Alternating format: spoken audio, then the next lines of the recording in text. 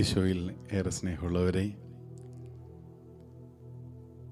മരിച്ചവർക്ക് വേണ്ടി പ്രാർത്ഥിക്കുവാനും നമ്മുടെ പ്രിയപ്പെട്ടവരെ അനുസ്മരിക്കുവാനും അവർക്ക് വേണ്ടി പരിശുദ്ധ കുർബാനകളും വിവിധ പ്രാർത്ഥനകളും സെമിത്തേരിയെങ്കിലുള്ള ശുശ്രൂഷകളുമൊക്കെ നടത്തുന്ന ഒരു മാസം. ആഗോള കത്തോലിക്കാ സഭയിൽ പ്രത്യേകമായിട്ട് നവംബർ മാസം മരിച്ചവർക്ക് വേണ്ടിയുള്ള പ്രാർത്ഥനയും പൂർവീകരുടെ കാലഘട്ടം മുതൽ ഈ നവംബർ മാസത്തിൽ ശുദ്ധീകരണാത്മാക്കൾക്ക് വേണ്ടിയുള്ള വണക്കമാസ പ്രാർത്ഥനകളും മറ്റു വിവിധങ്ങളായ ശുശ്രൂഷകളും നമ്മുടെ സഭയിൽ പാരമ്പര്യമായിട്ട് നടത്തി വരാറുണ്ട്. 2024 നവംബർ മാസത്തിലും ഷെക്കീന ടെലിവിഷനിലൂടെ നമ്മൾ ഈ ദിവസങ്ങളിൽ മരിച്ചവർക്ക് വേണ്ടിയുള്ള പ്രാർത്ഥനകളെക്കുറിച്ചും എന്തുകൊണ്ടാണ് സഭയിൽ ജീവിച്ചിരിക്കുന്നവരായ നാം മരിച്ചവരെ ഓർക്കണമെന്നും അവർക്ക് വേണ്ടി പ്രാർത്ഥിക്കണമെന്നുമുള്ള ക്രിസ്തീയ ജീവിതത്തിൻ്റെ കടമയെ ഓർമ്മപ്പെടുത്തുന്ന ഈ ശുശ്രൂഷ, ശുദ്ധീകരണ ആത്മാക്കൾക്ക് വേണ്ടിയുള്ള നമ്മളുടെ കടമകൾ എന്താണെന്ന് ഓർമ്മിപ്പിക്കുവാനുള്ള ഈ സ്നേഹ ശുശ്രൂഷയിലേക്ക് എല്ലാവരെയും 3-ാം ദിവസം ഒത്തിരി സ്നേഹത്തോടെ സ്വാഗതം ചെയ്യുകയാണ്. ഇന്ന് സഭയിൽ വിശുദ്ധ മാർട്ടിൻ ഡി പോറസ് പുണ്യാളൻ്റെ തിരുനാൾ കൂടിയാണ്. ഈ ശുദ്ധീകരണാത്മാക്കളുടെ മാസത്തിൽ അനേകർക്ക്, ഈ ഭൂമിയിൽ മരിച്ചുപോയവർക്ക് ജീവൻ കൊടുത്ത ഒരു വിശുദ്ധാത്മാവ്, ജീവിച്ചിരുന്ന കാലത്ത് ജന്മം സ്വീകരിച്ച അന്നു മുതൽ പിന്നീടുള്ള കാലഘട്ടങ്ങളിൽ വേണ്ടത്ര കഴിവോ പ്രാഗൽഭ്യമോ സൗന്ദര്യമോ ഇല്ലാതിരുന്നൊരു വിശുദ്ധൻ പിന്നീട് വലിയ ശക്തിയുള്ള, അനുഗ്രഹമുള്ള, അനേകം മരിച്ചവരെ ഉയർപ്പിച്ച ഈ വിശുദ്ധൻ തൻ്റെ മരണസമയത്ത് ആ നാട്ടിൽ വൈസ്രോയി അദ്ദേഹത്തിൻ്റെ മൃതശരീരം എടുക്കുന്ന രീതിയിൽ രാജാക്കന്മാരും പ്രഭുക്കന്മാരും ആദരവോടെ കാണുന്ന രീതിയിൽ ഒരു വലിയ വിശുദ്ധ ജീവിതം നയിച്ച പുണ്യപ്പെട്ട വിശുദ്ധ മാർട്ടിൻ ഡി പോറസിൻ്റെ തിരുനാൾ ദിവസം നമുക്ക് പ്രത്യേകമായിട്ട് ഈ ശുദ്ധീകരണാത്മാക്കൾക്ക് വേണ്ടിയുള്ള ഈ ശുശ്രൂഷയിലേക്ക് പ്രവേശിക്കാം. ദൈവത്തിൻ്റെ കരുണ നമ്മളെയും സഹന സഭയിലായിരിക്കുന്ന നമ്മുടെ പ്രിയപ്പെട്ടവർ, അതായത് ശുദ്ധീകരണ സ്ഥലത്തിലുള്ള എല്ലാ ആത്മാക്കളെയും ദൈവത്തിൻ്റെ കരുണയാൽ അവിടുത്തെ തിരിച്ചോര തുള്ളിയാൽ കഴുകി വിശുദ്ധീകരിക്കണമേ എന്ന് പ്രാർത്ഥിച്ചുകൊണ്ട് പരിശുദ്ധാത്മാവിൻ്റെ നിറവിനും അപ്പസ്തോലന്മാരിലൂടെ നമുക്ക് കൈമാറ്റം ചെയ്യപ്പെട്ട, പിന്നീട് സഭാപിതാക്കന്മാരിലൂടെയും വിശുദ്ധരിലൂടെയും രക്തസാക്ഷികളിലൂടെയും സഭയുടെ വിവിധ സുനഹദോസുകളിലൂടെ ഒക്കെ നാം പഠിച്ചു വന്ന പാരമ്പര്യത്തിലൂടെ പരിശീലിച്ച പ്രാർത്ഥനകളുമൊക്കെ ഒരിക്കൽ കൂടിയെന്ന് ഓർമ്മിക്കാൻ, നമ്മുടെ കർത്തവ്യങ്ങൾ മറന്നു പോകാതിരിക്കാൻ, ജീവിച്ചിരിക്കുന്നവരായ നാം മരിച്ചവർക്ക് വേണ്ടി പ്രാർത്ഥിക്കേണ്ടവരാണെന്ന് ഒരിക്കൽ കൂടി ഓർമ്മപ്പെടുത്തുന്ന ഈ ശുശ്രൂഷ നമ്മുടെ കുടുംബങ്ങൾക്കും നമുക്കും വലിയൊരു അനുഗ്രഹമായി തീരാൻ പ്രാർത്ഥിച്ചുകൊണ്ട് പരിശുദ്ധാത്മാവിൻ്റെ നിറവിനായി നമുക്ക് നമ്മെ തന്നെ സമർപ്പിക്കാം.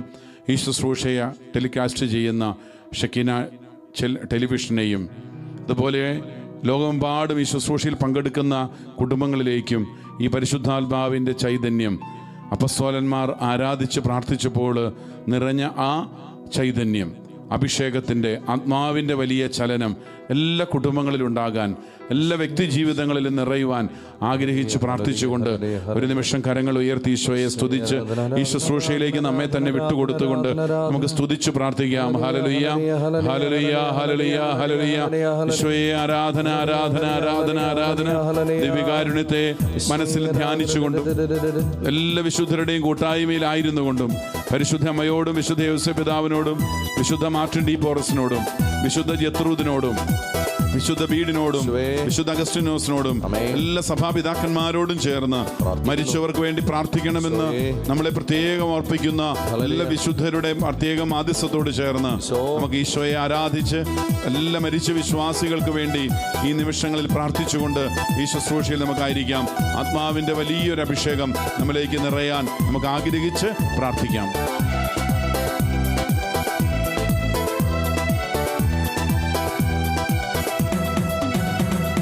അപ്പസ്തോലൻ ആരാധിച്ചൊരു പരിശുദ്ധാത്മാവേ, വിശ്വാസത്താൽ അങ്ങേ ഞങ്ങൾ ആരാധിക്കുന്നു. അപ്പസ്തോലർ ആരാധിച്ചൊരു പരിശുദ്ധാത്മാവേ, വിശ്വാസത്താൽ അങ്ങേ ഞങ്ങൾ ആരാധിക്കുന്നു. മാളികമുറിയിൽ തീയായി വന്നൊരു പരിശുദ്ധാത്മാവേ, ദാഹത്തോടെ അങ്ങേ ഞങ്ങൾ ആരാധിക്കുന്നു.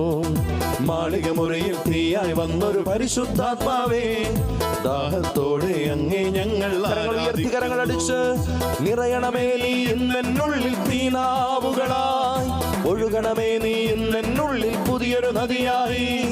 നിറയണമേ നീ ഇന്നെന്നുള്ളിൽ തീനാവുകളായി, ഒഴുകണമേ നീ ഇന്നെന്നുള്ളിൽ പുതിയൊരു നദിയായി. ചെങ്കടൽ പോലും രണ്ടായി മാറ്റിയൊരു അഭിഷേക കാറ്റ്, അസ്ഥികൾ നിറയും താഴ്വരയിൽ പുതുജീവൻ പകരണമേ. ചെങ്കടൽ പോലും രണ്ടായി മാറ്റിയൊരു അഭിഷേക കാറ്റ്, അസ്ഥികൾ നിറയും താഴ്വരയിൽ പുതുജീവൻ പകരണമേ. അപ്പസ്തോലർ ആരാധിച്ചൊരു പരിശുദ്ധാത്മാവേ, വിശ്വാസത്താൽ അങ്ങേ ഞങ്ങൾ ആരാധിക്കുന്നു.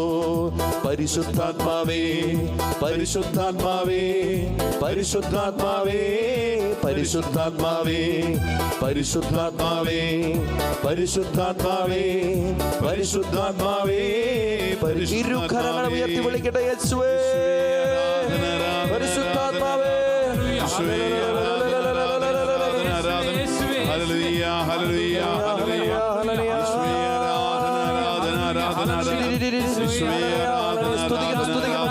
പരിശുദ്ധാത്മാവേ,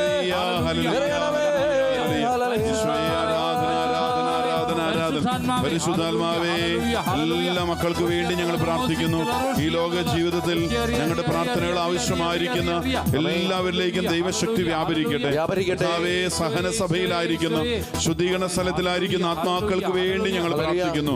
സ്വർഗീയ സഭയിലായിരിക്കുന്നവരുടെ മാധ്യസ്ഥം തേടി ഞങ്ങൾ പ്രാർത്ഥിക്കുന്നു. എല്ലാ വിശുദ്ധരുടെയും മാധ്യസ്ഥം ഞങ്ങൾ യാചിക്കുന്നു. ഈ ശുശ്രൂഷ ഏറ്റെടുത്ത് നയിക്കുന്ന പരിശുദ്ധാത്മാവേ, പരിശുദ്ധ അമ്മേ, വിശുദ്ധ യേശുപിതാവേ, സകല വിശുദ്ധരെയും മാലാഹമാരെയും, പ്രത്യേകമായിട്ട് ഈ ലോകത്തിന്റെ ഓരോ ദേശത്തിന്റെയും അധിപന്മാരായിരിക്കുന്ന മാലാഹമാരെ നിങ്ങളുടെ മാധ്യസ്ഥം തേടി സംരക്ഷണം യാചിച്ച് ഞങ്ങൾ പ്രാർത്ഥിക്കുന്നു. Hallelujah, hallelujah, hallelujah. ഈശോയെ ആരാധന, ആരാധന, ആരാധന, ആരാധന. Hallelujah, hallelujah, hallelujah, hallelujah. ഈശോയെ ആരാധന, ആരാധന, ആരാധന, ആരാധന. Hallelujah, hallelujah, hallelujah. ഈശോയെ ആരാധന, ആരാധന, ആരാധന. വിശ്വാസത്താൽ യേശുവിൻ വസ്ത്രത്തുമ്പിൽ തൊട്ടപ്പോൾ യേശുവിൽ നിന്നും നിർഗമിച്ചൊരു പരിശുദ്ധാത്മാവേ, വിശ്വാസത്താൽ യേശുവിൻ വസ്ത്രത്തുമ്പിൽ തൊട്ടപ്പോൾ യേശുവിൽ നിന്നും നിർഗമിച്ചൊരു പരിശുദ്ധാത്മാവേ, ചങ്ങലയാകും കൈത്താളത്താൽ ഞങ്ങൾ സ്തുതിക്കുമ്പോൾ ക്ഷണനേരത്തിൽ വിടുവിച്ചിടും പരിശുദ്ധാത്മാവേ. ചങ്ങലയാകും കൈത്താളത്താൽ ഞങ്ങൾ സ്തുതിക്കുമ്പോൾ ക്ഷണനേരത്തിൽ വിടുവിച്ചിടും പരിശുദ്ധാത്മാവേ. നിറയണമേ നീ ഇന്നെന്നുള്ളിൽ തീനാവുകളായി, ഒഴുകണമേ നീ ഇന്നെന്നുള്ളിൽ പുതിയൊരു നദിയായി. നിറയണമേ നീ ഇന്നെന്നുള്ളിൽ തീനാവുകളായി, ഒഴുകണമേ നീ ഇന്നെന്നുള്ളിൽ പുതിയൊരു നദിയായി. ചെങ്കടൽ പോലും രണ്ടായി മാറ്റിയൊരു അഭിഷേക കാറ്റ്, അസ്ഥികൾ നിറയും താഴ്വരയിൽ പുതുജീവൻ പകരണമേ. ചെങ്കടൽ പോലും രണ്ടായി മാറ്റിയൊരു അഭിഷേക കാറ്റ്, അസ്ഥികൾ നിറയും താഴ്വരയിൽ പുതുജീവൻ പകരണമേ. ചെങ്കടൽ പോലും രണ്ടായി മാറ്റിയൊരു അഭിഷേക കാറ്റ്, അസ്ഥികൾ നിറയും താഴ്വരയിൽ പുതുജീവൻ പകരണമേ. അപ്പസ്തോലർ ആരാധിച്ചൊരു പരിശുദ്ധാത്മാവേ, വിശ്വാസത്താൽ അങ്ങേ ഞങ്ങൾ ആരാധിക്കുന്നു. ചേർന്ന് അപ്പസ്തോലർ ആരാധിച്ചൊരു പരിശുദ്ധാത്മാവേ, വിശ്വാസത്താൽ അങ്ങേ ഞങ്ങൾ ആരാധിക്കുന്നു. മാളികമുറിയിൽ തീയായി വന്നൊരു പരിശുദ്ധാത്മാവേ, ദാഹത്തോടെ അങ്ങേ ഞങ്ങൾ ആരാധിക്കുന്നു. മാളികമുറിയിൽ തീയായി വന്നൊരു പരിശുദ്ധാത്മാവേ, ദാഹത്തോടെ അങ്ങേ ഞങ്ങൾ ആരാധിക്കുന്നു. പരിശുദ്ധാത്മാവേ, പരിശുദ്ധാത്മാവേ, പരിശുദ്ധാത്മാവേ, പരിശുദ്ധാത്മാവേ, പരിശുദ്ധാത്മാവേ, പരിശുദ്ധാത്മാവേ, പരിശുദ്ധാത്മാവേ, പരിശുദ്ധാത്മാവേ, പരിശുദ്ധാത്മാവേ, പരിശുദ്ധാത്മാവേ, പരിശുദ്ധാത്മാവേ, എന്നിൽ നിറയണമേ. പരിശുദ്ധാത്മാവേ, പരിശുദ്ധാത്മാവേ, പരിശുദ്ധാത്മാവേ, എന്നിൽ നിറയണമേ. Hallelujah, hallelujah, hallelujah, hallelujah.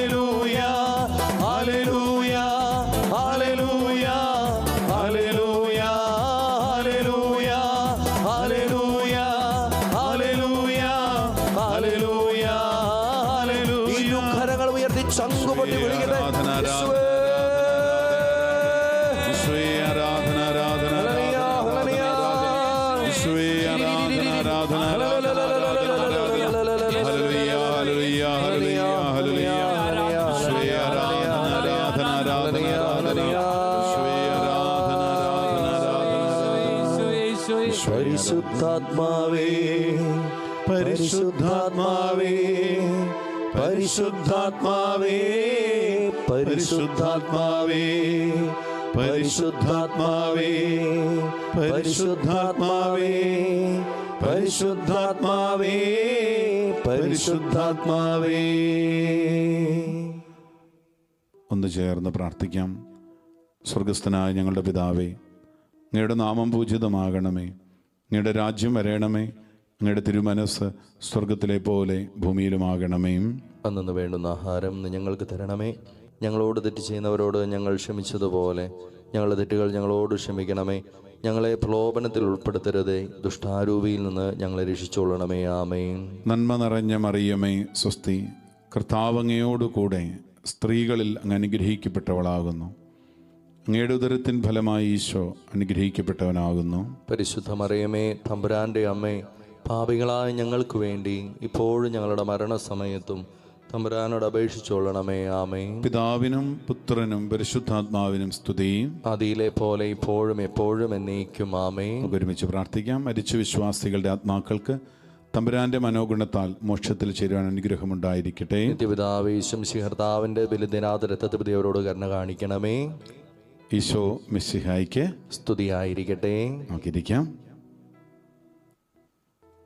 ഈശോയിൽ സ്നേഹമുള്ളവരെ,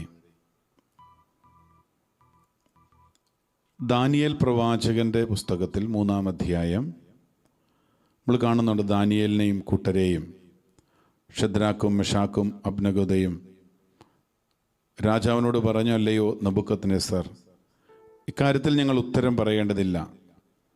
രാജാവേ, ഞങ്ങൾ സേവിക്കുന്ന ഞങ്ങളുടെ ദൈവം എരിയുന്ന തീച്ചൂളയിൽ നിന്ന് ഞങ്ങളെ രക്ഷിക്കാൻ കഴിവുള്ളവനാണ്. അവിടുന്ന് ഞങ്ങളെ നിന്റെ കയ്യിൽ നിന്ന് മോചിപ്പിക്കും. ഇക്കാര്യം നീ അറിഞ്ഞുകൊള്ളുക. അവിടുന്ന് ഞങ്ങളെ മോചിപ്പിച്ചില്ലെങ്കിൽ പോലും ഞങ്ങൾ നിന്റെ ദേവന്മാരെയോ നീ നിർമ്മിച്ച സ്വർണ്ണബിംബത്തെയോ ആരാധിക്കുകയില്ല. ഭൂമിയിൽ ജീവിച്ചിരിക്കുമ്പോൾ നിന്റെ ദൈവമായ കർത്താവിനെ നീ ആരാധിക്കണം, അവനെ അല്ലാതെ മറ്റാരെയും നീ ആരാധിക്കരുത് എന്ന കൽപ്പന പാലിക്കുന്ന ചെറുപ്പക്കാരെയാണ് നമ്മൾ ദാനിയേൽ പ്രവാചകന്റെ പുസ്തകത്തിൽ കാണുന്നത്. അപ്പം ദൈവത്തിൻ്റെ കൽപ്പന രാജകൽപ്പനയേക്കാൾ വലുതായി കണ്ടിട്ട് എരിയുന്ന തീച്ചൂളയിലേക്ക് വീഴുന്ന ആ ചെറുപ്പക്കാരുടെ അസീറിയായും കൂട്ടരും, ഇതാണ് 3-ാമത്തെ അധ്യായത്തിൽ നമ്മൾ കാണുന്നത്. പടയാളികൾ ഷദ്രാക്കിനും മെഷാക്കിനും അബദ്നെഗോയ്ക്കും എതിരെ കോപം കൊണ്ട് നിറഞ്ഞ നബൂഖദ്നേസറിന്റെ മുഖം മാറി ചൂള പതിവിൽ 7 മടങ്ങ് ജലിപ്പിക്കാൻ അവൻ കൽപ്പിച്ചു. അവരെ ആളിക്കത്തുന്ന ചൂളയിലേക്ക് വലിച്ചെറിയാൻ തൻ്റെ ശക്തരായ ഭടന്മാരോട് ആജ്ഞാപിച്ചു. പടയാളികൾ അവരെ അങ്കി, തൊപ്പി, മറ്റു വസ്ത്രങ്ങൾ എന്നിവയോടുകൂടി ബന്ധിച്ച് ആളിക്കത്തുന്ന അഗ്നികുണ്ഡത്തിലേക്ക് എറിഞ്ഞു. കർശനമായ രാജകൽപ്പന അനുസരിച്ച് തീച്ചൂള അത്യുഗ്രമായി ജ്വലിച്ചിരുന്നുകൊണ്ട് ഷദ്രാക്കിനെയും മെഷാക്കിനെയും അബദ്നെഗോയെയും ചൂളയിലേക്ക് കൊണ്ടുവന്നവരെ തീജ്വാലകൾ ദഹിപ്പിച്ചു കളഞ്ഞു. ഷദ്രാക്ക്, മെഷാക്ക്, അബദ്നെഗോ എന്നീ 3 പേരും ബന്ധിതരായി ജ്വലിക്കുന്ന തീച്ചൂളയിൽ പതിച്ചു. ഞാൻ ഈ ഭാഗം നിങ്ങളുമായി പങ്കുവയ്ക്കുന്നത്, ജീവിച്ചിരിക്കുന്ന കാലത്ത് കർത്താവിൻ്റെ കൽപ്പന, അല്ലെങ്കിൽ നിന്റെ ദൈവമായ കർത്താവ് ഞാനാകുന്നു, ഞാനല്ലാതെ മറ്റൊരു ദൈവം ഉണ്ടാകരുത്, ആ കൽപ്പന അതേപോലെ പാലിക്കാൻ വേണ്ടി ജീവൻ കളയാൻ തയ്യാറായ ഈ 3 ചെറുപ്പക്കാർ തീച്ചൂളയിലേക്ക് വീഴുന്ന അവർ ദൈവത്തിന് കീർത്തനം ആലപിച്ചുകൊണ്ട് കർത്താവിനെ സ്തുതിച്ചുകൊണ്ട് തീജ്വാലകളുടെ മധ്യേ നടന്നു എന്നാണ് ദാനിയേൽ പ്രവാചകന്റെ പുസ്തകത്തിൽ 23 കഴിഞ്ഞിട്ടുള്ള വാക്യങ്ങളിൽ കാണുന്നത്. കീർത്തനത്തിൽ അസീറിയ എഴുന്നേറ്റ് നിന്ന് പ്രാർത്ഥിച്ചു. അഗ്നിമധ്യത്തിൽ അവൻ്റെ അധരങ്ങൾ കർത്താവിനെ പുകഴ്ത്തി. അപ്പം അസീറിയയോടും കൂട്ടരോടും കൂടെ നിൽക്കുന്നതിന് കർത്താവിൻ്റെ ദൂതൻ തീച്ചൂളയിലേക്ക് ഇറങ്ങിച്ചെന്നു. അവൻ ജ്വാലയെ ചൂളയിൽ നിന്ന് ആട്ടി അകറ്റി. ചൂളയുടെ മധ്യഭാഗം ജലഗണങ്ങൾ നിറഞ്ഞ കാറ്റു വീശുന്ന സ്ഥലം പോലെയാക്കി. അതുകൊണ്ട് അഗ്നി അവരെ സ്പർശിച്ചില്ല. അതവരെ ഉപദ്രവിക്കുകയോ ശല്യപ്പെടുത്തുകയോ ചെയ്തില്ല. അപ്പോൾ അവർ 3 ഏകകണ്ഠമായി ദൈവത്തെ സ്തുതിക്കുകയും മഹത്വപ്പെടുത്തുകയും ചെയ്തു. അതായത് ദൈവകൽപ്പന പാലിക്കാൻ വേണ്ടി വ്രതമെടുത്ത രാജകൽപ്പനയേക്കാൾ വലുതാണ് ദൈവകൽപ്പനയെന്ന് തീരുമാനിച്ച ആ ചെറുപ്പക്കാരുടെ ജീവിതത്തിൽ സംഭവിച്ച കാര്യങ്ങളാണ് 3-ാമത്തെ അധ്യായത്തിൽ നമ്മൾ മുഴുവൻ വായിക്കുന്നത്. എന്നിട്ട് രാജാവ് അവരെ മോചിപ്പിക്കുന്നതും അവരോട് പറയാണ്, എന്തെന്നാൽ ഈ വിധത്തിൽ രക്ഷിക്കാൻ കഴിവുള്ള മറ്റൊരു ദേവനില്ല. രാജാവ് അവരെ മൂവരെയും ബാബിലോൺ പ്രവിശ്യയുടെ ഉന്നത സ്ഥാനങ്ങളിൽ സ്ഥാപിച്ചു എന്ന്. കാരണം എന്താണ് പറഞ്ഞത്? അവരുടെ മേൽ അഗ്നിക്ക് ഒരു ശക്തിയും ഉണ്ടായിരുന്നില്ല. അവരുടെ തലമുടി കരിയുകയോ വസ്ത്രത്തിന് കേടുപറ്റുകയോ അവർക്ക് തീയുടെ ഗന്ധം ഏൽക്കുകയോ ചെയ്തില്ല. സ്വന്തം ദൈവത്തെ അല്ലാതെ മറ്റൊരു ദേവനെയും ആരാധിക്കുകയോ സേവിക്കുകയോ ചെയ്തതിനേക്കാൾ സ്വശരീരങ്ങളെ പീഡനത്തിന് വിട്ടുകൊടുക്കുന്നതിനും രാജകൽപ്പനയെ പോലും അവഗണിക്കുന്നതിനും തക്കവിധം തന്നിൽ ആശ്രയിച്ച തൻ്റെ ദാസന്മാരെ അവിടുന്ന് സ്വന്തം ദൂതനെ അയപ്പിച്ച് മോചിപ്പിച്ചുവല്ലോ. അതാണ് ഈ ദാനിയേൽ പ്രവചന പുസ്തകത്തിൽ കാണുന്നത്. പ്രിയപ്പെട്ടവരെ, ജീവിച്ചിരിക്കുമ്പോൾ ഇതാണ് നമ്മൾ ഇന്ന് വളരെ ശ്രദ്ധിക്കേണ്ട കാര്യം. ജീവിച്ചിരിക്കുമ്പോൾ കർത്താവിൻ്റെ കൽപ്പന പാലിക്കുന്നവരെ, അതെങ്ങനെയാണ്? സ്വന്തം ദൈവത്തെ അല്ലാതെ മറ്റൊരു ദൈവത്തെ അവരാരാധിക്കുന്നില്ല. അവരെന്ത് ചെയ്യുന്നു? സ്വശരീരങ്ങൾ, അങ്ങനെ ഉണ്ടെങ്കിൽ സ്വശരീരങ്ങളെ പീഡനത്തിന് വിട്ടുകൊടുക്കുന്നതിന്, രാജകൽപ്പനയേക്കാൾ എന്ത് ചെയ്യുന്നു? അതിനെ പോലും അവഗണിക്കുന്നതിന് തക്കവിധം ദൈവത്തിൽ ആശ്രയിക്കുക. അപ്പോൾ അങ്ങനെയുള്ളവര് നമ്മൾ പറയുന്നില്ലേ, അവർ സ്വർഗവാസികളായി തീരുക. ഇപ്പൊ ഭൂമിയിൽ ബാഹ്യമായ രീതിയിൽ എല്ലാ സഹനങ്ങളും അവർ ഏറ്റെടുക്കുന്നുണ്ടെങ്കിൽ ശരീരത്തിൽ പീഡയേറ്റവർ ശരീരത്തിൽ പീഡയേറ്റ ക്രിസ്തുവിനോടൊപ്പം സഹിക്കുന്നവരാ. മനസ്സിൽ ഒരുപാട് സങ്കടങ്ങളുമായിട്ട് കടന്നു പോകുന്നവര് ക്രിസ്തുവിനോടൊപ്പം പീഡയേറ്റുന്നവരാ. ആത്മീയ ജീവിതത്തിൽ ഒരുപാട് സഹനങ്ങളിലൂടെ കടന്നു പോകുന്ന ജീവിച്ചിരിക്കുന്ന ആളുകൾ എന്താണ്? ക്രിസ്തുവിനോടൊപ്പം ആ സഹനത്തിൽ പങ്കുചേരുന്നവരാ. അപ്പൊ അവർക്കാണ് ഈ ഭൂമിയിൽ എന്തെല്ലാം സഹനങ്ങൾ വന്നാലും അതിനെ അതിജീവിക്കാനുള്ള ശക്തി ദൈവം കൊടുക്കും. ഇല്ലെങ്കിൽ സഹായിക്കാൻ ദൂതനെ അവിടുന്ന് നൽകും. Hallelujah, hallelujah, hallelujah, hallelujah, hallelujah, hallelujah. അപ്പൊ അതാണ് ഈ സമരസഭ, സഹനസഭ, വിജയസഭ എന്ന് നമ്മൾ സഭയിലെ 3 ഗണങ്ങളെ പ്രത്യേകമായിട്ട് വിശ്വാസത്തെ, നമ്മുടെ ജീവിതത്തെ നമ്മൾ പരിശോധിക്കുമ്പോൾ കാണുന്നത്. ഈ സമരസഭയിലായിരിക്കുന്ന നമ്മളോട് കർത്താവിൻ്റെ വചനം പറയുന്നതാണ്, നീ എന്ത് ചെയ്തു? സ്വന്തം ദൈവത്തെ ആരാധിക്കുക. അത് രാജകൽപ്പനയെ, ഒരു രാജ്യത്തിൻ്റെ നിയമങ്ങളുണ്ടാകാം. നമുക്കറിയുന്ന ഒരുപാട് പേര് പീഡിപ്പിക്കപ്പെടുന്ന എന്താണ്? ഈ മതത്തെ നീ ഉപേക്ഷിക്കുക, അല്ലെങ്കിൽ നിന്റെ ജീവൻ വെടിയാൻ നീ തയ്യാറായിക്കൊള്ളുക. ലിബിയയിലും മറ്റു പലയിടങ്ങളിലും നമ്മൾ കണ്ടു, കഴുത്തറക്കപ്പെടുമ്പോഴും അവർ ഈശോയിലുള്ള വിശ്വാസം തള്ളിപ്പറയാതിരുന്നവർ. അതാണ് ഈ രക്തസാക്ഷികളെ വളരെ പെട്ടെന്ന് അവരെന്ത് ചെയ്യുന്നു? അവരെ വിശുദ്ധരായിട്ട് നാമകരണം ചെയ്യുന്നു. ഈശോയ്ക്ക് വേണ്ടി രക്തസാക്ഷിത്വം ഏറ്റെടുത്തു. ആദ്യ നൂറ്റാണ്ടുകളിൽ ഉണ്ടായിരുന്നത് എന്താണ്? അപ്പസ്തോലന്മാരുടെ കാലഘട്ടം കഴിഞ്ഞ് പിന്നീട് രക്തസാക്ഷികളുടെ ഒരു സമയമാണ്. അപ്പസ്തോലന്മാർ തൊട്ട് യാക്കോബ് ശ്ലീഹ ആദ്യത്തെ ശ്ലീഹന്മാരിൽ ആദ്യത്തെ രക്തസാക്ഷി, സ്തെഫാനോസ് തെരഞ്ഞെടുക്കപ്പെട്ട ഡീക്കന്മാരിൽ ആദ്യത്തെ രക്തസാക്ഷി. കല്ലെറിഞ്ഞു കൊല്ലുമ്പോൾ സാവൂൾ അവിടെ ഉണ്ടായിരുന്നു. അവരുടെ വസ്ത്രങ്ങൾ സൂക്ഷിച്ചത് അവനാണെന്ന് പലയിടങ്ങളിൽ അപ്പസ്തോല പ്രവർത്തനങ്ങൾ 22-ാം അധ്യായത്തിലും പല അധ്യായങ്ങളിലും പൗലോസ് ശ്ലീഹ പറയുന്നുണ്ട്. ഞാൻ അന്ന് ദമാസ്കസിൽ നിന്ന് അധികാരപത്രം വാങ്ങിച്ചു വരുമ്പോൾ ഈ മാർഗം പിന്തുടരുന്നവരെ കൊല്ലുമ്പോൾ അവരുടെ വസ്ത്രങ്ങൾ സൂക്ഷിച്ചു കൊണ്ടിരുന്നത് ഞാനായിരുന്നു. അപ്പൊ എന്താണ്? ഒരു കാലഘട്ടത്തിലൂടെ ഈ രക്തസാക്ഷികൾ അപ്പോൾ തന്നെ അവർ വിശുദ്ധരായിട്ട് നാമകരണം ചെയ്യുക. കാരണം എന്താ? അവർ ജീവിച്ചിരുന്നപ്പോൾ എന്ത് സഹനവും ഈശോയ്ക്ക് വേണ്ടി, ദൈവത്തിന് വേണ്ടി ഏറ്റെടുക്കാൻ തയ്യാറായി. അതുകൊണ്ട് അവരെ സഹായിക്കാൻ ദൈവം ദൂതന്മാരെ അയച്ചു. അവരെ അഗ്നികുണ്ഡത്തിൽ അവിടുന്ന് തീജ്വാലകൾക്ക് നടുവിൽ ജലഗണങ്ങൾ അയച്ചുകൊണ്ട് അഗ്നി അവരെ സ്പർശിക്കാത്ത വിധം, അതാണ് നെബൂഖദ്നേസർ രാജാവ് കാണുന്നത്. കാരണം എന്താണ്? ജ്വലിക്കുന്ന തീച്ചൂളയുടെ വാതിൽക്കെത്തിയപ്പോൾ ഒരു ദൈവകുമാരനെ പോലെ ഇരിക്കുന്ന ഒരാളെ കൂടി 3 പേരെ അഗ്നികുണ്ഡത്തിൽ എറിഞ്ഞു. അവരുടെ കൂട്ടത്തിൽ മറ്റൊരാളും കൂടെ നിൽക്കുന്നു. പ്രിയപ്പെട്ടവരെ, ജീവിച്ചിരിക്കുമ്പോൾ നമ്മളെ സഹായിക്കാൻ കർത്താവിൻ്റെ ദൂതന്മാരും ദൈവത്തിൻ്റെ സാന്നിധ്യമുണ്ട്. എന്നാൽ നമ്മൾ ഇന്ന് പറയുന്ന ഈ സഹനസഭ എന്ന് പറയുന്ന രണ്ടാം ഒരു ഘട്ടമുണ്ട്. അത് മരണത്തിന് ശേഷമുള്ള കാര്യം. പലരും ഇന്ന് അതിനെ നിസ്സാരമായിട്ട് കണക്കാക്കുന്നു. അല്ലെ, അങ്ങനെ ഒരു സംഭവമില്ല. ഒന്ന് ഈ ലോകത്തിൽ ജീവിക്കുക, 2 മരിക്കുക. അല്ലെങ്കിൽ ചിലപ്പം പറയും സ്വർഗമുണ്ട് നരകമുണ്ട്, അങ്ങനെയുള്ളൊരു മധ്യഭാഗമില്ല, ശുദ്ധീകരണ സ്ഥലം എന്ന് പറയുന്ന ഒരു ഭാഗമില്ല. പക്ഷെ പ്രിയപ്പെട്ടവരെ, നമുക്കൊരു കാര്യം തിരിച്ചറിയണം. സ്വർഗത്തിൽ പാപികൾക്ക് ഇടമില്ല. സ്വർഗം എന്നും വിശുദ്ധർക്ക് വേണ്ടി ഒരുക്കപ്പെട്ടിരിക്കുന്ന ഒരു സ്ഥലമാണ്.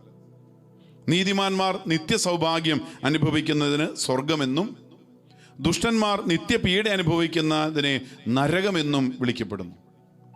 അപ്പോൾ ഇതിനിടയിൽ ഒരു സ്ഥലമില്ല, ഒരു പെർഗട്ടറി അല്ലെങ്കിൽ ശുദ്ധീകരണ സ്ഥലം എന്ന് പറയുന്ന അതൊരു സ്ഥലമുള്ളതിന് ഒരു അവസ്ഥ ഇല്ല എന്നാണ് പലരും ഇന്ന് ലാഘവ ബുദ്ധിയോടെ കാണുന്നത്. അവിടെ സ്വർഗത്തിലെത്തിയവർക്ക് വേണ്ടി പ്രാർത്ഥിക്കണ്ടല്ലോ, അവരോട് നമ്മൾ മാധ്യസ്ഥം തേടിയാൽ പോരെ.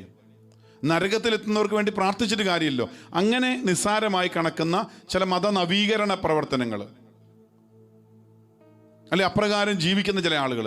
ചില പറയുന്നതൊന്നുമില്ല മനുഷ്യരെ, അല്ലെങ്കിൽ ഈ ദിവസങ്ങളിലൊക്കെ ചിലപ്പോൾ ചില കമന്റുകളൊക്കെ കാണാം, ഇതൊന്നുമില്ല, ഇതൊക്കെ വെറുതെ മനുഷ്യനെ ഭയപ്പെടുത്താൻ വേണ്ടിയുള്ളതാണ്. ഇതിന് ബൈബിളിൽ എന്താണ് അടിസ്ഥാനമുള്ളത്? ഇവിടെ ജീവിച്ചിരിക്കുന്നവർക്ക് ദൈവം ദൂതന്മാരെ അയച്ചുകൊണ്ട് അഗ്നിയുടെ നടുവിൽ അവരെ സംരക്ഷിക്കുമെന്നോട് പറയുന്നുണ്ടെങ്കിൽ, മരണശേഷം തൻ്റെ ജീവിതത്തിൽ, അതായത് ലഘുതരമായ പാപങ്ങൾ, വിമോചനം ലഭിച്ച പാപങ്ങൾക്ക് വേണ്ട പ്രായശ്ചിത്തമോ പരിഹാരമോ നിർവഹിക്കാതെ നിദ്ര പ്രാപിച്ചിട്ടുള്ളവർ, അവർക്കൊരു പ്യൂരിഫിക്കേഷൻ ആവശ്യമായിട്ടുണ്ട്. അപ്പം സഭ അതിൻ്റെ ആദ്യ കാലഘട്ടം മുതൽ ബൈബിളിൻ്റെ അടിസ്ഥാനത്തിലുമൊക്കെ നമുക്ക് ബൈബിളിൽ തന്നെ പറയുന്നുണ്ട്. തോബിത്തിൻ്റെ പുസ്തകത്തിൽ 4-ാം അധ്യായത്തിൽ അതിൻ്റെ 9-ാമത്തെ വചനം പറയുന്നുണ്ട്, മകനെ, സമ്പത്തേറുമ്പോൾ അതനുസരിച്ച് നീ ദാനം ചെയ്യണം. കുറച്ചേ ഉള്ളവെങ്കിൽ അതനുസരിച്ച് നീ ദാനം ചെയ്യാൻ മടിക്കരുത്. അടുത്ത വചനം പറയാണ്, ദരിദ്രകാലത്തേക്ക് ഒരു നല്ല സമ്പാദ്യം നീ നേടിവെക്കുകയായിരിക്കും, നീ അതുവഴി ചെയ്യുക. എന്തെന്നാൽ ദാനധർമ്മം മൃത്യുവിൽ നിന്ന് രക്ഷിക്കുകയും അന്ധകാരത്തിൽ പെടുന്നതിൽ നിന്ന് കാത്തുകൊള്ളുകയും ചെയ്യുന്നു. ഇപ്പൊ ദാനധർമ്മം മൃത്യുവിൽ നിന്ന് രക്ഷിക്കുകയും അന്ധകാരത്തിൽ പെടുന്നതിൽ, അതായത് നരകത്തിൽ, ഇനി ഒരിക്കലും അതാണ് അവിടെ അന്ധകാരവും വിലാപവും പല്ലുകടിയുമായിരിക്കും. വിശുദ്ധ ഫൗസ്റ്റീനയുടെ ഡയറി 741 പറയുന്നത്, അതായത് കൂട്ടിയിടിച്ചാൽ പോലും മനസ്സിലാക്കാൻ മതി ഇരുട്ട്, പക്ഷേ അവിടെ പരസ്പരം ഈ ആത്മാക്കള് അവരുടെ അവസ്ഥകള്, ദയനീയത വിളിച്ചു പറഞ്ഞുകൊണ്ടിരിക്കുന്ന ഒരു സ്ഥലം. അപ്പോൾ അന്ധകാരത്തിൽ പെടാതിരിക്കാൻ ദാനധർമ്മം ചെയ്യുന്ന നല്ലതാണ്. എന്നിട്ട് അതിൽ തന്നെ വീണ്ടും 17-ാമത്തെ വാക്യത്തിൽ പറയുകയാണ്, നീതിമാന്മാരുടെ ശവകുടീരത്തെങ്കിൽ അപ്പം വിതരണം ചെയ്യുക, പാപികൾക്ക് കൊടുക്കരുത്. അതായത് നീതിമാന്മാരായ വിശുദ്ധരായിരിക്കുന്നവരുടെ ശവകുടീരത്തെങ്കിൽ അപ്പം വിതരണം ചെയ്യുക, പാപികൾക്ക് കൊടുക്കരുത്. ഇത് മകൻ തോബിയാസിന് കാഴ്ച നഷ്ടപ്പെട്ടു പോയ തോബിത്ത് എന്ന അപ്പൻ കൊടുക്കുന്ന നിർദ്ദേശങ്ങളാണ് പഴയ നിയമത്തിൽ കാണുന്നത്. അപ്പൊ നീതിയാണ്, നീതിമാന്മാരുടെ ശവകുടീരത്തെങ്കിൽ എന്ന് പറഞ്ഞാൽ വിശുദ്ധരുടെ ശവകുടീരത്തെങ്കിൽ അപ്പം വിതരണം ചെയ്യണം, പാപികൾക്ക് അത് കൊടുക്കരുത്. അപ്പോൾ നീ എന്ത് ചെയ്യണം? മൃത്യുവിൽ നിന്ന് രക്ഷപ്പെടാൻ ദാനധർമ്മം ചെയ്യണം. അപ്പം പഴയ കാലഘട്ടങ്ങളിൽ, പഴയ നിയമത്തിൽ പോലും നമ്മൾ കാണുന്നുണ്ട് ഈ പ്രാർത്ഥനകൾ, അനുഷ്ഠാനങ്ങൾ അവർ ചെയ്തുകൊണ്ടിരിക്കുക. എന്താ? പൂർവികരുടെ കാര്യങ്ങൾക്ക് വേണ്ടി, നീതിമാന്മാർക്ക് വേണ്ടിയൊക്കെ. ഈ അഗ്നി തടാകത്തിലേക്ക് അല്ലെങ്കിൽ വലിയൊരു അഗ്നിയിലേക്ക് നീ പോകാതിരിക്കാൻ, ഒരു അഗ്നി പരീക്ഷകളെ നീ അതിജീവിക്കാനായിട്ട് എന്ത് ചെയ്യണം? നീ എന്ത് ചെയ്യണം? ദാനധർമ്മം ചെയ്യണം. അപ്പം അധാർമികമായ എല്ലാ പ്രവൃത്തിയിൽ നിന്ന് ഒഴിഞ്ഞു നിൽക്കണം. അപ്പം നീ അങ്ങനെ ഒരു വിശുദ്ധ ജീവിതം നയിച്ചാൽ നിന്നെ സഹായിക്കാൻ ഈ ഭൂമിയിൽ തന്നെ കർത്താവ് തന്റെ ദൂതന്മാരെ സഹായത്തിനെത്തിക്കും. അതാണ് അനേകം വിശുദ്ധരുടെ ജീവചരിത്രം നമ്മൾ വായിക്കുമ്പോൾ ഒരുപാട് സഹനങ്ങൾ, പ്രത്യേകിച്ച് ഇപ്പോൾ ഈ അടുത്ത നാളിൽ വിശുദ്ധനാക്കിയ ഭാരത സഭയിൽ നിന്നുള്ള വിശുദ്ധ ദേവസഹായം പിള്ള, ഒരുപാട് സഹനങ്ങൾ ഈ വിശുദ്ധന്റെ ജീവിതത്തിലൂടെ കടന്നു പോകുന്നുണ്ട്. പക്ഷെ അതിനെല്ലാം സന്തോഷത്തോടെ സ്വീകരിക്കുക. കാരണം എന്താ? കർത്താവിനെ മുന്നിൽ കണ്ട്, നിത്യരക്ഷയെ മുന്നിൽ കണ്ട് സഹനങ്ങൾ ഏറ്റെടുക്കുകയാണ്. അപ്പോൾ അതൊരു കാര്യമുണ്ട്. ഒന്ന്, തൻ്റെ ജനം ചെയ്ത പാപത്തിൻ്റെ പ്രായശ്ചിത്തം ചെയ്യുന്നുണ്ട്. രണ്ട്, തൻ്റെ ജീവിതത്തിൽ വന്നുപോയ തെറ്റുകൾക്ക് പരിഹാരം കൂടിയാവുന്നുണ്ട്. ഈ വിശുദ്ധർ പറയുകയാണ്, അതെല്ലാം സന്തോഷത്തോടെ അവർ സ്വീകരിക്കുന്നു. ആ 3 ചെറുപ്പക്കാര് തീച്ചൂളയിൽ കിടക്കുമ്പോഴും സന്തോഷത്തോടെ ദൈവത്തെ സ്തുതിക്കാൻ കഴിഞ്ഞത് അവരത്രമാത്രം ദൈവകൽപ്പന പാലിക്കുന്നവരാണ്. പ്രിയപ്പെട്ടവരെ, അപ്പോൾ ഈ ദൈവകൽപ്പന പാലിക്കാതെ ജീവിക്കുന്നവരുടെ അവസ്ഥ, ഭൂമിയിൽ ജീവിച്ചിരിക്കുമ്പോഴും മരണശേഷവുമുള്ള അവരുടെ അവസ്ഥ എന്തായിരിക്കും? എന്നാൽ കർത്താവ് ഇവർക്ക് ഒരു നിത്യശിക്ഷ കൊടുക്കാൻ ആഗ്രഹിക്കുന്നില്ല. ഭൂരിപക്ഷം ആത്മാക്കളും കർത്താവിൽ വിശ്വസിക്കുന്നുണ്ട്, പക്ഷേ ദൈവകൽപ്പന പാലിക്കാനായിട്ട് സാധിക്കാതെ പോകുന്നുണ്ട്. നിസ്സാരമാണെന്ന് ചില പാപങ്ങളെ കണ്ടുവെക്കുന്നുണ്ട്. ചില പാപങ്ങളൊക്കെ വളരെ നിസ്സാരമാണെന്ന് കരുതിക്കൊണ്ടിരിക്കുന്നു. അവയൊക്കെ നമുക്കൊന്നോർത്ത് നോക്കിയേ, അത് പരിഹരിക്കപ്പെടാതെ, വിശുദ്ധീകരിക്കപ്പെടാതെ എങ്ങനെ ഒരു നിത്യ സൗഭാഗ്യം അനുഭവിക്കുന്ന, പാപം ലവലേശമില്ലാത്ത ഒരു സ്വർഗത്തിൽ അയാൾക്ക് പ്രവേശനം ലഭിക്കും? അപ്പം അതുകൊണ്ടാണ് ഒരു മധ്യസ്ഥലമുണ്ട് എന്ന് സഭ പഠിപ്പിക്കുന്നത്. കാരണം ദൈവം ആരെയും നശിച്ചു പോകാൻ ആഗ്രഹിക്കുന്നില്ല. അതാണ് പറഞ്ഞത് മത്തായിയുടെ സുവിശേഷം 18-ാം അധ്യായം 14. ഈ ചെറിയവരിൽ ഒരുവൻ പോലും നശിച്ചു പോകാൻ എൻ്റെ സ്വർഗസ്ഥനായ പിതാവ് ആഗ്രഹിക്കുന്നില്ല. യോഹന്നാൻ 14 നമ്മൾ കാണുന്നു, ഞാൻ പോയി നിങ്ങൾക്ക് സ്ഥലം ഒരുക്കി കഴിയുമ്പോൾ ഞാൻ വീണ്ടും വന്ന് നിങ്ങളെ കൂട്ടിക്കൊണ്ടുപോകും. എൻ്റെ പിതാവിൻ്റെ ഭവനത്തിൽ അനേകം വാസസ്ഥലങ്ങളുണ്ട്. അപ്പം ഞാൻ വന്ന് നിങ്ങളെ അവിടെ എല്ലാവരും അവിടെ എത്തിച്ചേരണമെന്നാണ് എൻ്റെ ആഗ്രഹം. അപ്പം ഇതാണ് ബൈബിളിൻ്റെ അടിസ്ഥാനത്തിൽ എല്ലാവരോടും എത്തിച്ചേർന്നുണ്ട്. പക്ഷേ എത്തിച്ചേരണമെങ്കിൽ ചില ക്വാളിറ്റി വേണം. നമ്മൾ പറയല്ലേ, അവിടെ അമേരിക്കയ്ക്ക് പോകണമെങ്കിൽ വിസ അടിക്കണമെങ്കിൽ ഇങ്ങനെയുള്ള ചില ഡോക്യുമെൻറ്റ്സുകൾ റെഡി ആയിരിക്കണം. അല്ലെങ്കിൽ ഒരു മൈഗ്രേഷൻ, ഫാമിലി മൈഗ്രേഷൻ ആവശ്യമുണ്ട്, നിങ്ങൾ ഇത്ര ഡോക്യുമെൻറ്റ്സ്, ഇതൊന്നും ഇല്ലാതെ നിങ്ങൾക്ക് വെറുതെ കയറി പോകത്തില്ല. അല്ലാതെ കയറി പോകുന്നവർ, അതിർത്തി ലംഘിച്ച് പോകുന്നവർ, നുഴഞ്ഞു കയറുന്നവർ പിടിക്കപ്പെട്ടാൽ വലിയ ശിക്ഷയാണ്. അപ്പം ഡയറക്റ്റായിട്ട് നല്ല രീതിയിൽ പോകുന്നവർക്ക് തീർച്ചയായിട്ടും നമ്മൾ ഓർത്ത് നോക്കിയേ, അവർക്ക് ആ എൻട്രി എളുപ്പമാണ്. അപ്പോൾ അത് ഈ ഭൂമിയിൽ സഹനം ഏറ്റെടുത്തവർ, ദൈവകൽപ്പനകൾ പാലിച്ചവർ, വിശുദ്ധ ജീവിതം നയിക്കുന്നവർ, അവർക്ക് ഈ ഭൂമിയിൽ സഹനങ്ങൾ വരുമ്പോഴും ബാഹ്യമായി നോക്കുമ്പോൾ അവർ തീച്ചൂളയിലാണ് ജീവിക്കുന്നെങ്കിലും ഒരുപാട് രോഗം, മാനസിക പ്രശ്നങ്ങൾ, അസ്വസ്ഥതകൾ, സാമ്പത്തിക ബുദ്ധിമുട്ടുകൾ, തകർച്ചകൾ, അപമാനങ്ങൾ, ഒന്നുമില്ലായ്മ, വലിയ കൊടിയ ദാരിദ്ര്യം, ഇതിലൂടെ എല്ലാം കടന്നു പോകുന്ന ചില ജീവിതങ്ങൾ, അപമാനം മാത്രമേക്കുന്ന ചില സന്യാസ പൗരോഹിത്യ ചില ആത്മായ ജീവിതങ്ങൾ, ദൈവരാജ്യത്തിന് വേണ്ടി ചപ്പും ചവറുമായി തീരുന്നതിൻ്റെ പേരിൽ നിന്ദകളേക്കുന്നവർ. പക്ഷെ അവരാനന്ദിക്കുന്ന ആനന്ദം ആർക്കും ബാഹ്യമായിട്ട് കാണാൻ പറ്റുന്നില്ല. വിശുദ്ധ കാർലോ, വാഴ്ത്തപ്പെട്ട കാർലോ അക്വിറ്റസ്, ഈ ക്യാൻസർ, അർബുദം ഇങ്ങനെ അവനെ, ആ ചെറുപ്പക്കാരനെ, കൗമാരക്കാരനെ പിടിച്ചൊലിക്കുമ്പോൾ അവൻ ദിവ്യകാരുണ്യത്തിൽ വലിയൊരു സ്നേഹമായി മാറുകയാണ്.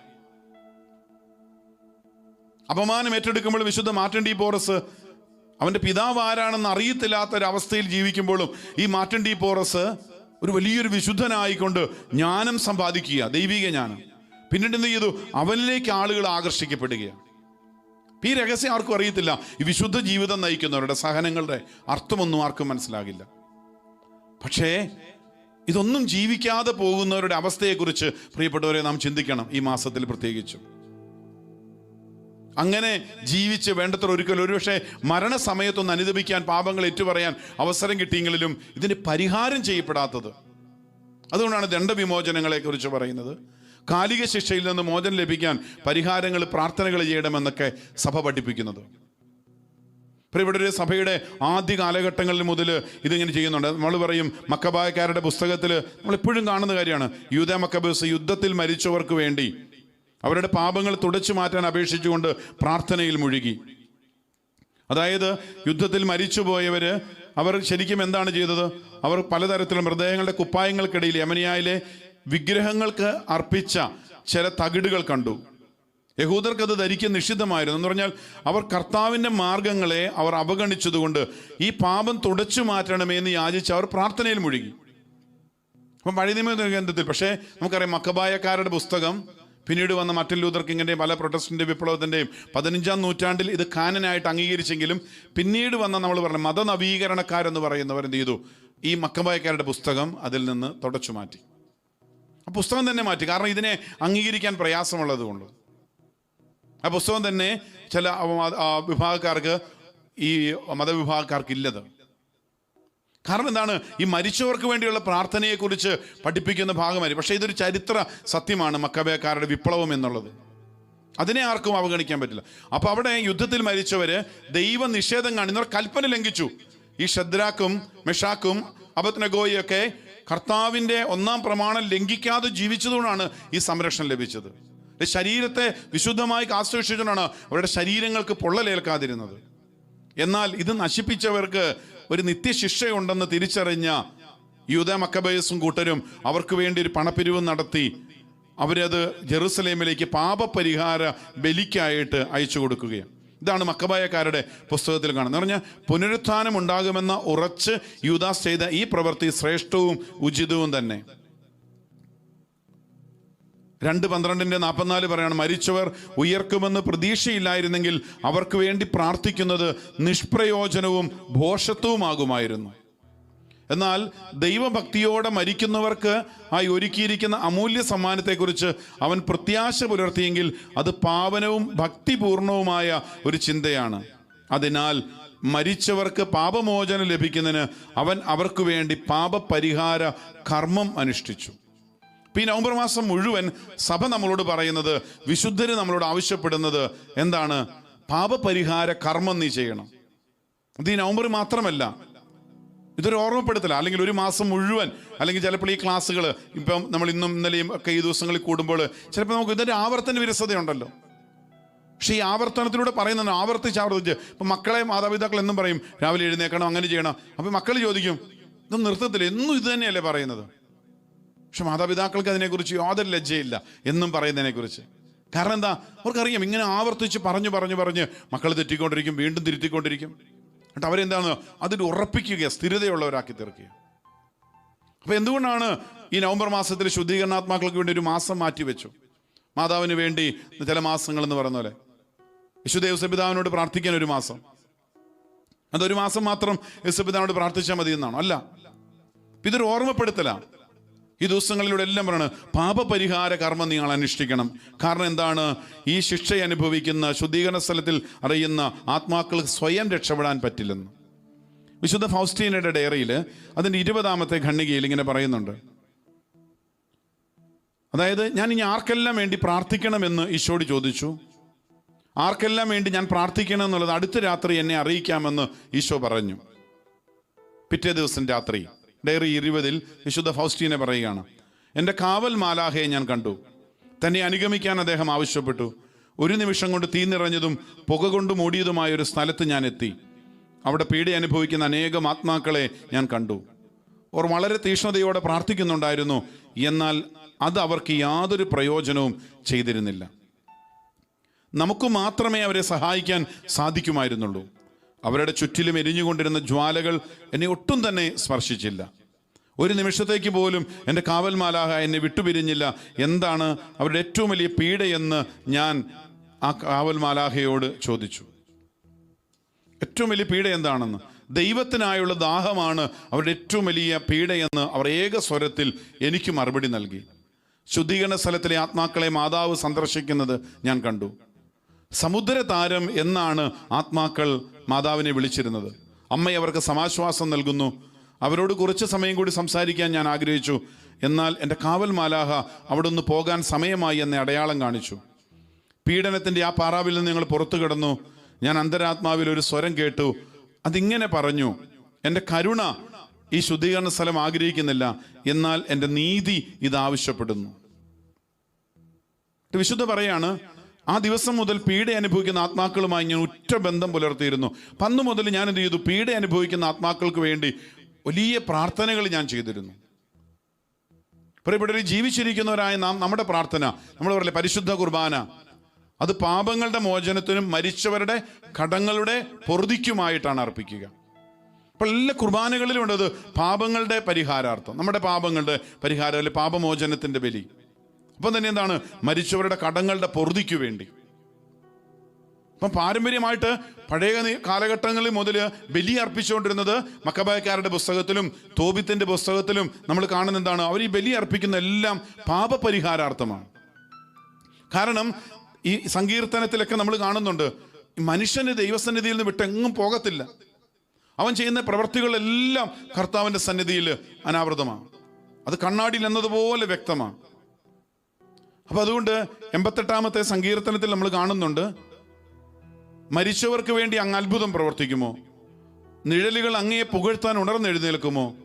ശവകുടീരത്തിൽ അങ്ങയുടെ സ്നേഹവും വിനാശത്തിൽ അങ്ങയുടെ വിശ്വസ്തതയും പ്രഘോഷിക്കുമോ? അന്ധകാരത്തിൽ അങ്ങയുടെ അത്ഭുതങ്ങളും വിസ്മൃതിയുടെ ദേശത്ത് അങ്ങയുടെ രക്ഷാകര സഹായവും അറിയപ്പെടുമോ? കർത്താവെ, ഞാൻ അങ്ങയോട് വിളിച്ചപേക്ഷിക്കുന്നു. മരണാസന്നനുമായി അങ്ങയുടെ ഭീകര ശിക്ഷകൾ ഞാൻ സഹിക്കുന്നു. ഞാൻ നിസ്സഹായന എന്ന് പറഞ്ഞാൽ, മരണാസന്നനായവൻ അല്ലെങ്കിൽ മരണത്തിലേക്ക് പോയിരിക്കുന്നവൻ പിന്നീട് അവന് സ്വയം ഒന്നും ചെയ്യാൻ പറ്റുന്നില്ല. കാരണം ഈ ഭൂമിയിലായിരിക്കുമ്പോൾ അവൻ ചെയ്ത എല്ലാ പ്രവൃത്തികളും കർത്താവിൻ്റെ സന്നിധിയിലാണ്. അത് നമുക്കറിയാം. ഈ വചനത്തെ ആർക്കും മാറ്റിവെക്കാൻ പറ്റില്ല. മനുഷ്യൻ പറയുന്ന വ്യർത്ഥ വാക്കിനു പോലും വിധി ദിവസത്തിൽ അവൻ കണക്ക് കൊടുക്കേണ്ടി വരും. ഒരു വിധി ദിവസം എന്താണ്? ഇതെല്ലാം അഗ്നിയിൽ ശുദ്ധി ചെയ്യപ്പെടുന്ന സമയം. 1 കൊരിന്തോസിൽ 3-ാം അധ്യായം അതിൻ്റെ 13 മുതലുള്ള വചനങ്ങളിൽ പറയുന്നുണ്ട്, ഓരോരുത്തരുടെയും പണി പരസ്യമാകും. കർത്താവിൻ്റെ ദിനത്തിൽ അത് വിളംബരം ചെയ്യും. അഗ്നിയാൽ അത് വെളിവാക്കപ്പെടും.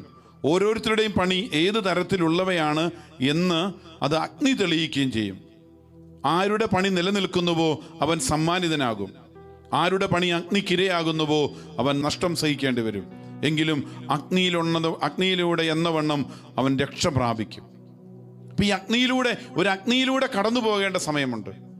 പണികൾ വെളിവാക്കപ്പെടും. നമ്മളല്ലേ സ്വർണ്ണം ശുദ്ധീകരിക്കപ്പെടുന്നത് അത് അഗ്നിയിലൂടെയാണെന്ന് പറഞ്ഞതുപോലെ.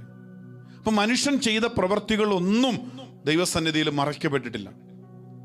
അവൻ പരിഹാരം ചെയ്യുമ്പോൾ, പ്രായശ്ചിത്തം ചെയ്യുമ്പോൾ എന്ത് ചെയ്തു? അത് കർത്താവ് ക്ഷമിക്കുന്നു, അതിൻ്റെ കടങ്ങൾ മാറ്റിക്കളയുന്നു. അപ്പം ഇത് ഇല്ലാതെ മരിച്ചവർ, നമ്മൾ അറിയപ്പെടാത്ത ചില പാപങ്ങൾ, ശുദ്ധീകരണ സ്ഥലത്തിലെ വലിയ സഹനങ്ങൾ, പ്രിയപ്പെട്ടവർ, ഇന്ന് സഭ നമ്മളോട് പറയുകയാണ്, അവർക്ക് വേണ്ടി പ്രാർത്ഥിക്കാൻ അവർക്ക് സാധിക്കില്ല. നമ്മുടെ പ്രാർത്ഥനകൾ, നമ്മൾ ചെയ്ത പ്രവൃത്തികളൊന്നും ഈ ലോകത്തിൽ മറയ്ക്കപ്പെട്ടിട്ടുണ്ടെങ്കിലും ദൈവസന്നിധിയിൽ അതെല്ലാം കണക്ക് ജീവന്റെ പുസ്തകത്തിലുണ്ട്. കർത്താവിനോട് ചോദിക്കാം, ഈ മരിച്ചവരുടെ സംസ്കാര ശുശ്രൂഷയിലൊക്കെ നമ്മൾ പ്രാർത്ഥിക്കാറില്ലേ? എവിടെ ഒളിക്കും ഞങ്ങൾ? എല്ലാം നീ കാണുന്നില്ലേ? നീ അറിയാത്തതൊന്നുമില്ലല്ലോ. കാരണം അതല്ലേ വലിയ ഒപ്പീസിൽ മൃതസംസ്കാര ശുശ്രൂഷയിൽ പണിത്. നിന്നിൽ നിന്ന് ഞങ്ങൾ എവിടെ പോകും? നമുക്കത് ഗാന ശുശ്രൂഷനോട് ചേർന്ന് ആ പാട്ടിന്റെ ഈരടികളൊന്ന് കേട്ട്, കാരണം മനുഷ്യന്റെ എല്ലാ പ്രവൃത്തികളും അവൻ എവിടെ ചെയ്താലും ആ പ്രവൃത്തികളുണ്ട്. അപ്പൊ അതുകൊണ്ട് ഇത് ആരും അറിഞ്ഞില്ലെങ്കിലും കർത്താവിന്റെ കണക്ക് പുസ്തകത്തിലുണ്ട്. കർത്താവ് അറിയാത്തതൊന്നുമില്ല. അതുകൊണ്ട് നമുക്ക് ആ ഗാനത്തിന്റെ ഈരടികള് നമുക്കറിയാം, വളരെ സുപരിചിതമായ മൃതസംസ്കാര ശുശ്രൂഷ വേളകളിലൊക്കെ നമ്മുടെ ഭവനങ്ങളിൽ നമ്മൾ കേൾക്കുന്ന പാടിയിട്ടുള്ള പാട്ടുകൾ. എവിടെയൊളിക്കും കർത്താവേ നിൻ സന്നിധി വിട്ടെങ്ങോടും ഞങ്ങൾ, ആകാശം നിൻ പാർപ്പിടമല്ലോ,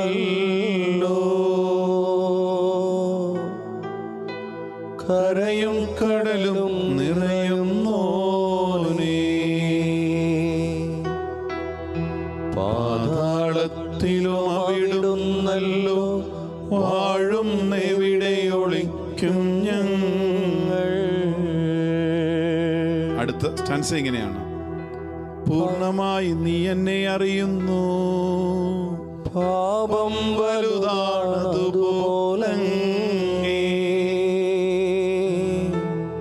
കൃപയും വലുതെന്നറിവോ ഞങ്ങൾ,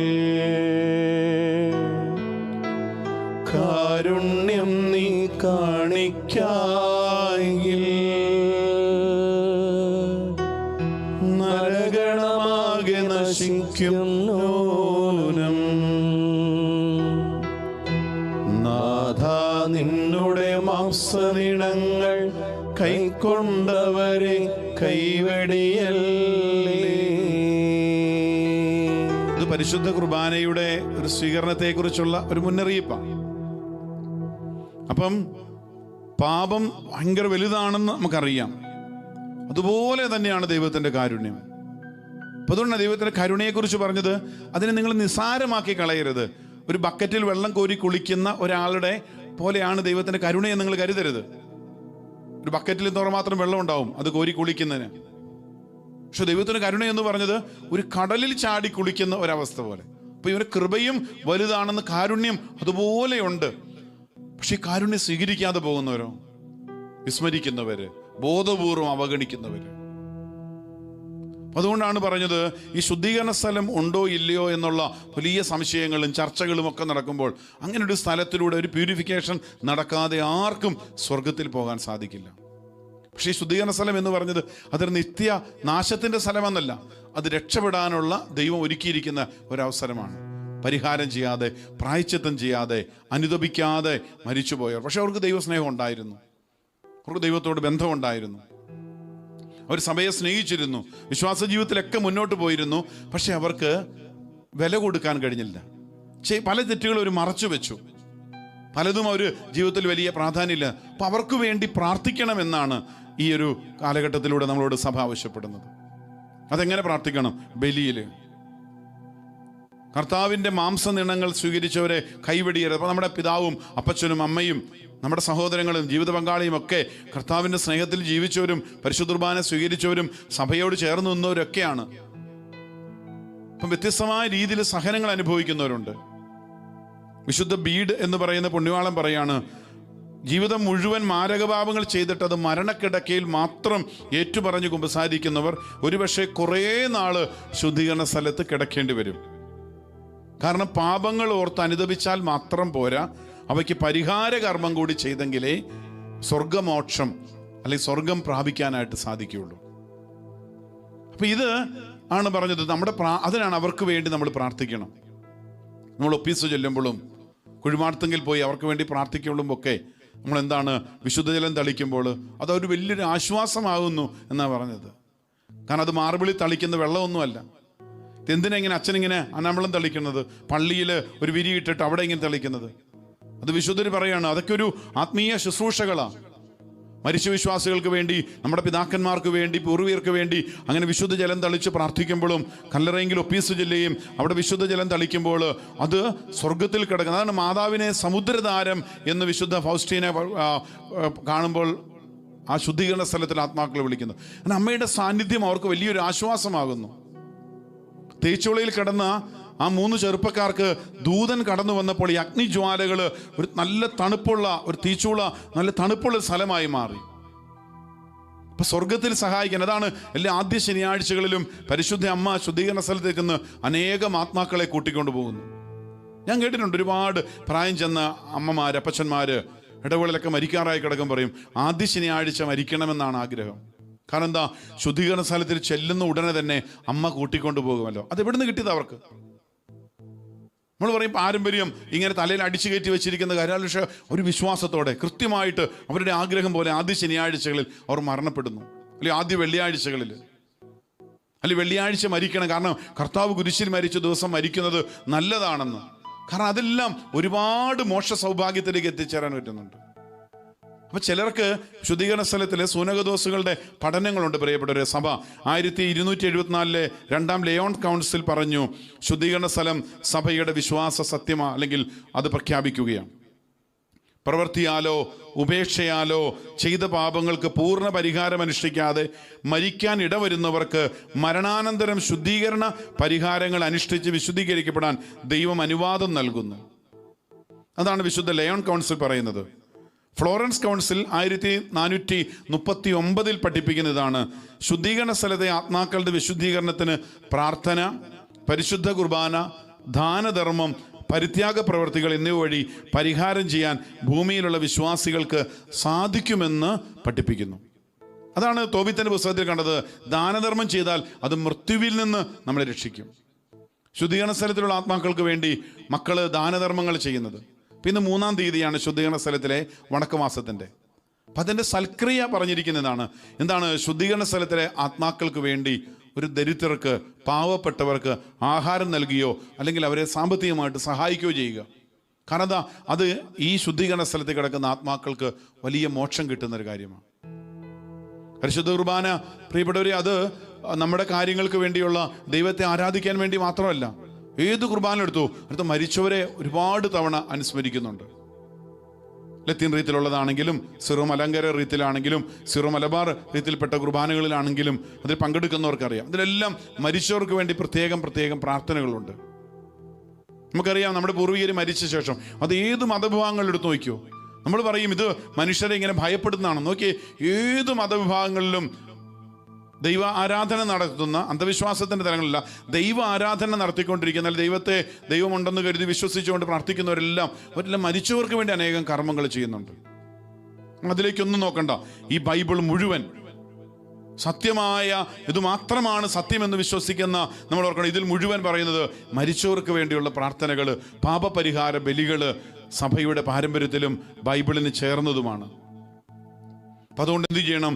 നമ്മൾ പ്രത്യേകമായിട്ട് ഈ 1563 ട്രെൻറ്റ് കൗൺസിൽ മാർട്ടിൻ ലൂതറിൻ്റെ പഠനങ്ങളെ തള്ളിപ്പറഞ്ഞുകൊണ്ട് പറഞ്ഞു, ശുദ്ധീകരണ സ്ഥലമുണ്ടെന്ന് അസന്നിഗ്ധമായിട്ടത് പഠിപ്പിക്കുകയാണ്. എന്നിട്ട് പറയുകയാണ്, ശുദ്ധീകരണ സ്ഥലമുണ്ട്, അവിടെയുള്ള ആത്മാക്കൾ വിശ്വാസികളുടെ പ്രാർത്ഥനയാൽ, പ്രത്യേകിച്ച് അൾത്താരയിലെ സ്വീകാര്യമായ ദിവ്യബലിയാൽ സഹായിക്കപ്പെടുന്നു. ഈ പരിശുദ്ധ കുർബാന അതിൽ തന്നെ ഏറ്റവും ശക്തമായ ഒരു പ്രാർത്ഥനയാണ്, ഈ മരിച്ചവർക്ക് വേണ്ടിയുള്ള പ്രാർത്ഥനയിൽ. അതുകൊണ്ടാണ് പറഞ്ഞത്, ഈശോയുടെ തന്നെ മത്തായിയുടെ സുവിശേഷം 12-ാം അധ്യായം 32-ാമത്തെ വാക്യത്തിൽ കാണുന്നുണ്ട്, ഈശോ പറഞ്ഞിട്ടുണ്ട്, മനുഷ്യപുത്രനെതിരായി ആരെങ്കിലും ഒരു വാക്ക് പറഞ്ഞാൽ അത് ക്ഷമിക്കപ്പെടും. എന്നാൽ പരിശുദ്ധാത്മാവിനെതിരായി ആരെങ്കിലും സംസാരിച്ചാൽ ഈ യുഗത്തിലോ വരാനിരിക്കുന്ന യുഗത്തിലോ അത് ക്ഷമിക്കപ്പെടുകയില്ല. കാരണം പരിശുദ്ധാത്മാവിനെതിരായി ഒരു വാക്ക് പറഞ്ഞാൽ ഈ യുഗത്തിലും വരാനിരിക്കുന്ന യുഗത്തിലും ക്ഷമിക്കപ്പെടുകയില്ല എന്ന് പറഞ്ഞാൽ മരണാനന്തര ജീവിതത്തിൽ പാപങ്ങൾ ക്ഷമിക്കപ്പെടുന്ന വരാനിരിക്കുന്ന ഒരു യുഗമുണ്ട്. അതാണ് പറഞ്ഞത്. അങ്ങനെയുള്ള പാപങ്ങൾ ക്ഷമിക്കപ്പെടുന്ന ഒരു സ്ഥലമുണ്ട്. അതിൽ ചില പാപങ്ങൾ ക്ഷമിക്കപ്പെടില്ല. വിശുദ്ധ ഫൗസ്റ്റീനയുടെ ഡയറിയിൽ മറ്റൊരു സ്ഥലത്ത് 741 പറയുന്നുണ്ട്, ആരാണ് നരകത്തിൽ പോയത്? നരകമില്ലെന്ന് പഠിപ്പിച്ചവര്, നരകമില്ല എന്ന് വിശ്വസിച്ചിരുന്നവര്, അങ്ങനെയൊന്നുമില്ല, ഇതൊന്നും ഇല്ല എന്ന് പറഞ്ഞു നടന്നിരുന്നവര്, ഈ ലോകത്തിൽ ഇങ്ങനെ സുഖിക്കുക, ആസ്വദിക്കുക, ജീവിക്കുക, ദൈവവിശ്വാസം ഒന്നും വേണ്ട, ഞാനിങ്ങനെ സ്വയം ഉണ്ടായതാണ്, അല്ലെങ്കിൽ എനിക്ക് മാതാപിതാക്കൾ ജന്മം നൽകി, അതെല്ലാം ബയോളജിക്കൽ ബർത്താണ് എനിക്കത്, അതിൻ്റെ അകത്തൊരു ഇതുമില്ല. പക്ഷെ എത്രയോ മാതാപിതാക്കൾ വേദനയോടെ പറയുന്നുണ്ട്, എല്ലാ രീതിയിലും പരിശോധനകൾ നടത്തി, കുഞ്ഞുണ്ടാകാതിരിക്കുന്നതിന് യാതൊരു പ്രശ്നങ്ങളുമില്ല, പക്ഷെ ഞങ്ങൾക്ക് മക്കൾ ജനിക്കുന്നില്ല, മക്കൾ ഉണ്ടാകുന്നില്ല.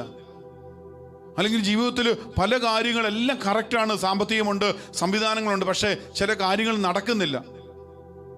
ഇപ്പൊ ദൈവത്തിന്റെ അനുഗ്രഹത്തിന്റെ കുറവുണ്ട് എന്ന് പറയുന്ന അനേകരെ കണ്ടിട്ടുണ്ട് പ്രിയപ്പെട്ടവരെ. പക്ഷെ ഈ ദൈവത്തെ നിഷേധിക്കുന്നവര്, നരകത്തെ നിഷേധിക്കുന്നവരാണ് ഈ നരകത്തിൽ പോകുന്നവര്. നരകം ഉണ്ടെന്ന് വിശ്വസിക്കുന്നവരും ദൈവം ഉണ്ടെന്ന് വിശ്വസിക്കുന്നവരും സ്വർഗം ഉണ്ടെന്ന് വിശ്വസിക്കുന്നവരും ഒക്കെ കടന്നു പോകേണ്ട, ഒരു പക്ഷേ അവർ പോകേണ്ട സ്ഥലമാണ് ഈ ശുദ്ധീകരണ സ്ഥലം. പക്ഷെ അവർ പാപങ്ങളെ ഓർത്ത് അനുദപിക്കാതെ വരുമ്പോൾ, അതുകൊണ്ട് നമ്മുടെ മുമ്പിൽ 2 സാധ്യതകളാണ് പ്രിയപ്പെട്ടവരെ ഇപ്പോൾ ജീവിച്ചിരിക്കുമ്പോൾ ഉള്ളത്. ഒന്ന്, ഇനിയുള്ള കാലഘട്ടം ചെയ്തുപോയ, അറിഞ്ഞോ അറിയാതെയും ചെയ്തുപോയ പാപങ്ങൾക്ക് പരിഹാരം ചെയ്തുകൊണ്ട് ജീവിക്കുക. ഒപ്പം മരിച്ചവർക്ക് വേണ്ടി പ്രാർത്ഥിക്കുക. ചില വിശുദ്ധർക്കൊക്കെ, ഞാൻ ഒത്തിരി വിശുദ്ധരുടെ കഥകളൊന്നും പറഞ്ഞു പറയില്ല, അപ്പോൾ അവർ പറയും അത് സ്വകാര്യ വെളിപ്പെടുത്തലുകളാണ്. അതെന്താ അത്രേ അതിനെ തന്നെ ഇത്ര വലിയ പ്രാധാന്യം ഇരിക്കുന്നത്? അത് വിശുദ്ധർക്ക് കിട്ടിയതല്ലേ? പ്രിയപ്പെട്ടവരെ, സഭ എന്നും വിശുദ്ധരെ അവരുടെ പഠനങ്ങളെയൊക്കെ വലിയ ആധികാരികമായിട്ട് എടുത്തിട്ടുണ്ട്. നമുക്കറിയാം പരിശുദ്ധ കുർബാന അത് ഏറ്റവും ആധികാരികമായിട്ട് എടുത്തിട്ടുള്ള ഒരു ഭാഗം തന്നെയാണ് പരിശുദ്ധ കുർബാനയിൽ. കുർബാനക്രമത്തിൽ പരേതരുടെ സ്ഥാനം. അപ്പൊ ഈ കുർബാനക്രമത്തിലെ തക്സ എന്ന് പറയുന്നത് ഒരു ഔദ്യോഗിക പ്രമാണരേഖ തന്നെയാണത്. കാരണം അത് വിശ്വാസ വിഷയങ്ങളിലുള്ള ഔദ്യോഗിക രേഖ എന്നാണ് സഭ ഈ കുർബാന പുസ്തകത്തെ, അത് ഏത് ക്രമത്തിലുള്ളതാണെങ്കിലും ആ കുർബാന ക്രമത്തിലുള്ള തക്സയെ ഔദ്യോഗിക ക്രമമായിട്ട് കാണുന്നു. അതിലിങ്ങനെയുണ്ട്, ഇതിൽ ഈ ഒരു ക്രൈസ്തവ സഭയുടെ ആരാധന ക്രമത്തിന്റെ ഒരു വളരെ ശക്തമായ ഒരു രേഖയാണ് പരിശുദ്ധ കുർബാനയെ അർപ്പിക്കുന്ന ആ പുസ്തകം തക്സ എന്ന് വിളിക്കപ്പെടുന്നത്. അതിലെല്ലാം ഈ മരിച്ചവർക്ക് വേണ്ടിയുള്ള പ്രാർത്ഥനകളുണ്ട്. അല്ല ഇതൊരു സ്വകാര്യ വെളിപ്പെടുത്തലാണ്, അല്ലെങ്കിൽ അതിൻ്റെ ആവശ്യം എന്നായിരിക്കണം എന്ന് പറഞ്ഞ് നിസ്സാരമാക്കിയുള്ള ഓർക്കുക. അത് നമുക്ക് ഈ പാഴ്വാക്കുകൾ പറഞ്ഞ് പ്രിയപ്പെട്ട സഹോദരങ്ങളെ മറ്റുള്ളവരെ വഴിതെറ്റിക്കുക. അതാണ് പറഞ്ഞത്, ദുരിതം ആർക്കാണ്? പ്രലോഭനം ഉണ്ടാകും. ചിലപ്പോൾ നമുക്ക് ചിന്തിക്കാം ഇതൊന്നുമില്ല, കാര്യമില്ലെന്നൊക്കെ ചിലപ്പോൾ നമ്മുടെ മനസ്സിൽ തോന്നാം. പക്ഷേ പ്രലോഭന ഹേതുവാകുന്നവന് ദുരിതം. ഇതൊന്നുമില്ല, ഇങ്ങനെയൊന്നും പ്രാർത്ഥിക്കേണ്ട ആവശ്യമില്ല, മരിച്ചവർ മരിച്ചു, അവരെ അടക്കം ചെയ്തു, ഇനി നമ്മുടെ കഴി നോക്കുക, അടുത്ത കാര്യം നോക്കി പോവുക. പക്ഷെ പൂർവികരുടെ കല്ലറകളിൽ വന്നിരുന്ന് പ്രാർത്ഥിക്കുന്നവരും അവരെ പ്രത്യേകമായിട്ട് അനുസ്മരിക്കുന്നവരെയൊക്കെ ഞാൻ കണ്ടിട്ടുണ്ട്. ഇടവേളയിലൊക്കെ ഇരിക്കുമ്പോൾ വളരെ സന്തോഷം തോന്നുന്ന ചില കാര്യങ്ങളൊക്കെ ഉണ്ട്. ജീവിത പങ്കാളിയൊക്കെ മരണപ്പെട്ടിട്ട് വർഷങ്ങൾ കഴിഞ്ഞു. ചിലപ്പോൾ അടക്കിയ സ്ഥലങ്ങൾ പോലും ചിലർക്ക് അറിയത്തില്ല. പക്ഷെ ഇന്നും രാവിലെ പള്ളിയിൽ വരുന്നതിന് മുമ്പ് അവർ ആ സെമിത്തേരിയിൽ പോയി പൂർവികർക്ക് വേണ്ടി പ്രാർത്ഥിച്ചിട്ട്, തൻ്റെ ജീവിത പങ്കാളിയോ മാതാപിതാക്കൾക്കൊക്കെ വേണ്ടി പ്രാർത്ഥിച്ചിട്ട് ആ സെമിത്തേരി ചാപ്പലിലോ അല്ലെങ്കിൽ അവിടെ അടക്കിയിരിക്കുന്ന സ്ഥലം അറിയാമെങ്കിൽ അവിടെ പോയി ഒന്ന് പ്രാർത്ഥിച്ചിട്ട് ദേവാലയത്തിൽ വന്ന് ബലിയർപ്പിക്കും. ഞാനൊരു ഇടവകയിലിരിക്കുമ്പോൾ ഒരു അമ്മച്ചി വർഷങ്ങൾക്ക് മുമ്പ് ജീവിത പങ്കാളി മരണമടഞ്ഞു. മക്കളൊക്കെ വിവിധ സ്ഥലങ്ങളിലേക്ക് ജോലിക്കും ഒക്കെ ആയിട്ട് മാറി താമസിച്ചു. ഈ അമ്മ തന്നെയാണ് താമസിക്കുന്നത്. എന്നും രാവിലെ കുർബാനയ്ക്ക് മുമ്പ് നേരത്തെ വരും. പള്ളിയിൽ വരുന്നതിന് മുമ്പ് തന്നെ സെമിത്തേരിയിൽ പോയി ഇരുന്ന് കല്ലറയുടെ അടുത്ത് പോയി ഇന്ന് പ്രാർത്ഥിക്കും. അപ്പോൾ ചിലപ്പോൾ എനിക്ക് കൗതുകത്തോടെ ഇതെന്താണ് പ്രാർത്ഥിക്കും. അപ്പോൾ ചിലപ്പോൾ എന്തൊക്കെയോ വലിയ സംസാരങ്ങൾ കേൾക്കാം. നമ്മളവർക്ക് എന്തെങ്കിലും വികല്പമോ മാനസികമായ ബുദ്ധിമുട്ടോ ഒന്നുമല്ല. തലേദിവസങ്ങൾ സംഭവിച്ച എല്ലാ വിശേഷങ്ങളും ഈ കല്ലറയുടെ അവിടെ നിന്ന് സംസാരിച്ചുകൊണ്ട് നിൽക്കുക. അത് കഴിഞ്ഞിട്ട് പറയാണ്, ഞാൻ കുർബാനയിൽ പോവുകയാണ്, കുർബാനയിൽ പോയി സംഘം ബന്ധിച്ച് പ്രാർത്ഥിച്ചിട്ട് തിരിച്ചു വരാൻ കേട്ടോ. കുർബാന കഴിഞ്ഞ് മറ്റൊപ്പീസുകളൊക്കെ അവിടെ ഉണ്ടെങ്കിൽ അതിലൊക്കെ പങ്കെടുത്ത ശേഷം വീണ്ടും ഈ അമ്മച്ചി അവിടെ നിൽക്കും. തൻ്റെ ജീവിത പങ്കാളിയോട് വീട്ടിലേക്ക് പോവുകയാണ്, പ്രത്യേകം പ്രാർത്ഥിക്കണമെന്നൊക്കെ പറഞ്ഞ് അവിടുന്ന് യാത്രയാകുന്നു, വിശേഷങ്ങളെല്ലാം പറഞ്ഞ്. അപ്പം ഞാൻ ചോദിക്കുകയാണ്, അമ്മച്ചിയുടെ പ്രത്യേകത എന്താ? ഞാനതൊരിക്കലും മുടക്കം വരുത്തിയിട്ടില്ല. അപ്പം എന്താണ് ഈ വിശുദ്ധർക്ക് വേണ്ടി, അല്ലെങ്കിൽ ഈ ശുദ്ധീകരണ സ്ഥലത്തിൽ കിടക്കുന്ന ആത്മാക്കൾക്ക് വേണ്ടിയുള്ള പ്രാർത്ഥന അവർക്ക് വലിയൊരു ആശ്വാസം കൊടുക്കുന്ന മാത്രമല്ല, അവർ സ്വർഗ സൗഭാഗ്യത്തിൽ എത്തിച്ചേർന്ന ശേഷം ഈ നന്ദി നമ്മളോട് കാണിച്ചിരിക്കും. ഹല്ലേലൂയാ, ഹല്ലേലൂയാ. സ്വരമുയർത്തി പറഞ്ഞേ ഹല്ലേലൂയാ, ഹല്ലേലൂയാ, ഹല്ലേലൂയാ, ഹല്ലേലൂയാ. അപ്പം അതുകൊണ്ട് പ്രിയപ്പെട്ടവർ, ഈ പ്രാർത്ഥനകൾക്കെല്ലാം പരിശുദ്ധ കുർബാനക്രമത്തിലും ആരാധനക്രമത്തിലും ഒക്കെ ഇതുണ്ട്. കാരണം വിശുദ്ധ വാഴ്ത്തപ്പെട്ട ഹെൻറി സുസു, ഡൊമിനിക്കൻ സന്യാസിയായിരിക്കുന്ന ഒരാളുടെ ജീവചരിത്രത്തിൽ ഇങ്ങനെ ഒരു കാര്യം പറയുന്നുണ്ട്. അവർ 2 സഹോദരങ്ങൾ പറയാണ്, നമ്മൾ ആദ്യം ആര് മരിച്ചാലും ഒരാൾ മറ്റൊരാൾക്ക് വേണ്ടി കുർബാനയും ദാനധർമ്മങ്ങളും അനുഷ്ഠാനങ്ങളൊക്കെ ചെയ്യണം. അങ്ങനെ ഇരിക്കെ ഈ പറഞ്ഞിരുന്ന അദ്ദേഹത്തിൻ്റെ ഹെൻറിയുടെ സുഹൃത്ത് മരിച്ചു. അദ്ദേഹം ആ ആൾക്ക് വേണ്ടി കുർബാനയും ദാനധർമ്മങ്ങളും പ്രാർത്ഥനകളും ഒക്കെ ഇങ്ങനെ നടത്തിക്കൊണ്ടിരുന്നു. കുറേ വർഷങ്ങൾ കഴിഞ്ഞപ്പോൾ എന്ത് ചെയ്തു? ഇതെല്ലാം അങ്ങ് പ്രാർത്ഥനകളൊക്കെ അവസാനിപ്പിച്ചു. എന്നാൽ ഒരു ദിവസം മരിച്ചുപോയ സുഹൃത്തിൻ്റെ ആത്മാവ് വളരെയധികം വേദന അനുഭവിക്കുന്നതായി ഈ വാഴ്ത്തപ്പെട്ട ഹെൻറി കാണുകയാണ്. അദ്ദേഹം പറഞ്ഞു, നീ എന്തുകൊണ്ടാണ് എനിക്ക് വേണ്ടിയുള്ള പ്രാർത്ഥനകൾ അവസാനിപ്പിച്ചത്? നീ എനിക്ക് വേണ്ടി തുടർന്നും പ്രാർത്ഥിക്കുക. എൻ്റെ സ്നേഹിത, എനിക്ക് വേണ്ടി കുർബാന അർപ്പിക്കുക. കാരണം ക്രിസ്തുവിൻ്റെ രക്ഷാകരമായ രക്തമാണ് എനിക്കിപ്പോൾ ഏറെ ആവശ്യം. കാരണം ഈ പരിശുദ്ധ കുർബാന അർപ്പിച്ച് നീ പ്രാർത്ഥിക്കുമ്പോൾ, നീ ആ പരിശുദ്ധ കുർബാന സ്വീകരിക്കുമ്പോൾ ക്രിസ്തുവിൻ്റെ രക്തം എന്നെ ഏറെ ആശ്വസിപ്പിക്കുന്നു. അപ്പം അതുകൊണ്ട് വലിയൊരു കാര്യമാണ് പ്രിയപ്പെട്ടവരെ, മരിച്ചവർക്ക് വേണ്ടി പ്രാർത്ഥിക്കുക. നമ്മളുടെ പ്രാർത്ഥന ഏറെ ആവശ്യമായിട്ടുള്ളവരാണ്. ഈ മരിച്ചവരുടെ വാസസ്ഥലത്തെക്കുറിച്ച്, മരണമടഞ്ഞവരെ, അവരുടെ ശരീരങ്ങൾ, അതാണ് പൗലോസ്ലീഹ കൊരിന്തോസുകാർക്ക് എഴുതിയ ലേഖനത്തിൽ 15-ാം അധ്യായത്തിൽ പറയുന്നുണ്ട്. ഈ വിതയ്ക്കുന്നത് നശ്വര ശരീരമാണ്, എന്നാൽ ഉയർത്തെഴുന്നേൽക്കുന്നു അനശ്വരമായ ശരീരം. അപ്പം അന്ത്യദിനത്തിലെ പുനരുത്ഥാനത്തിൽ അവൻ ഉയർത്തെഴുന്നേൽക്കുമെന്ന് എനിക്ക് അറിയാം എന്ന് മർത്തായും മറിയുമൊക്കെ ഈശോയോട് പറയുന്നുണ്ട്. അപ്പം ഈ പുനരുത്ഥാനത്തെക്കുറിച്ച്, ഉയർപ്പിനെക്കുറിച്ചെല്ലാം ഈ പഴയ നിയമജനതയ്ക്കും ഈശോയുടെ കാലഘട്ടത്തിലുണ്ടായിരുന്നവർക്കും അപ്പസ്തോലന്മാർക്കും ആദിമസഭയിലുണ്ടായിരുന്നവർക്കും ഒക്കെ വ്യക്തമായ കാഴ്ചപ്പാടുണ്ട്.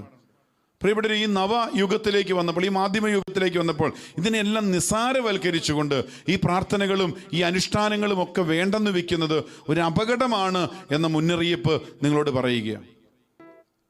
അവർക്ക് വേണ്ടി പ്രാർത്ഥിക്കേണ്ടവരാണ് പ്രിയപ്പെട്ടവരെ. നമ്മുടെ പ്രാർത്ഥനകൾ ഏറെ അവരാഗ്രഹിക്കുന്നുണ്ട്. വിശുദ്ധരുടെയൊക്കെ ജീവിതത്തിൽ അത് വളരെ ഗൗരവമായിട്ട് അവർ നമ്മളോട് ആവശ്യപ്പെടുന്നൊരു കാര്യമാണത്. കാരണം ഈ ലോകത്തിലുള്ള സഭയും ശുദ്ധീകരിക്കപ്പെടുന്ന സഭയും എന്ന് പറയുന്ന ഒരു ഭാഗം സഭ പഠിപ്പിക്കുന്നുണ്ട്. കത്തോലിക്കാ സഭയുടെ മതബോധന ഗ്രന്ഥത്തിൽ 1030, 31, 32 ഖണ്ഡികകളിൽ. അപ്പോൾ നമ്മുടെ ആദ്യ നൂറ്റാണ്ടുകൾക്ക് മുതൽ തന്നെ ഈ ഭക്തി പൂർവ്വം മരിച്ചവരുടെ ഓർമ്മ ആചരിച്ചു പോരുന്നിരുന്നു. തങ്ങളുടെ രക്തം ചിന്തിക്കൊണ്ട് വിശ്വാസത്തിനും ഉപമിക്കും പരമമായ സാക്ഷ്യം നൽകി ക്രിസ്തുവിൻ്റെ അപ്പസ്തോലന്മാരും രക്തസാക്ഷികളും ക്രിസ്തുവിൽ നമ്മോട് ഗാഢമായി ബന്ധപ്പെട്ടിരിക്കുന്നു എന്നാണ് സഭ എക്കാലത്തും വിശ്വസിച്ചിട്ടുള്ളത്. അതുകൊണ്ട് ദൈവത്തിൻ്റെ കൃപാവരത്താലും സൗഹൃദത്താലും മരിക്കുന്നവർ പൂർണ്ണമായി ശുദ്ധീകരിക്കപ്പെട്ടവരല്ലെങ്കിലും നിത്യരക്ഷയുടെ ഉറപ്പ് നേടിയവരാണ്. അതാണ് കത്തോലിക്കാ സഭയുടെ മതബോധന ഗ്രന്ഥം 1030 പഠിപ്പിക്കുന്നത്. അതായത് ദൈവത്തിൻ്റെ കൃപാവരത്താലും സൗഹൃദത്താലും മരിക്കുന്നവർ പൂർണ്ണമായും ശുദ്ധീകരിക്കപ്പെട്ടവരല്ലെങ്കിലും നിത്യരക്ഷ നേടിയവരാണ്. കാരണം എന്താണ്? അവര് കൂദാശകൾ സ്വീകരിച്ച്, ഞാൻ ആ തുടക്കത്തിൽ പറഞ്ഞല്ലോ, ഈ 3 ചെറുപ്പക്കാരെ പോലെ ദൈവകൽപ്പനകൾ പാലിക്കാനായിട്ട് രാജകൽപ്പനകളെക്കാൾ അല്ലെങ്കിൽ താൽക്കാലികമായി കിട്ടുന്ന ചില നേട്ടങ്ങളുടെ മുമ്പിൽ ദൈവത്തെ നിഷേധിക്കുന്നവരുണ്ടല്ലോ. ചില ലൗകിക സുഖങ്ങൾക്ക് വേണ്ടി കൽപ്പനകൾ മറക്കുന്നവർ. അല്ലാതെ ഈ കൽപ്പന കൃത്യമായി പാലിച്ചു പോകുന്നവർക്ക് ഈ മോക്ഷ സൗഭാഗ്യം പ്രാപിക്കാൻ പറ്റും. പക്ഷേ അവരുടെ ചിലപ്പോൾ മറഞ്ഞു കിടക്കുന്ന ചെറിയ പാപങ്ങൾ, പറയല്ലേ, ചെളി പറ്റിക്കൊണ്ട്, ഞാനവിടെ ഈ ശുദ്ധീകരണ സ്ഥലത്തെക്കുറിച്ച് പറയുമ്പോൾ പലപ്പോഴും ഞാൻ പറയാറുള്ളൊരു ഉദാഹരണം ഇതാണ്. ഈ കാലിൽ ചെളി പറ്റിയിട്ട് നല്ല വെളുത്ത ഒരു ടൈലുള്ളൊരു മുറിയിലേക്ക് നമ്മളാരും ബോധപൂർവ്വം പ്രവേശിക്കാറില്ല.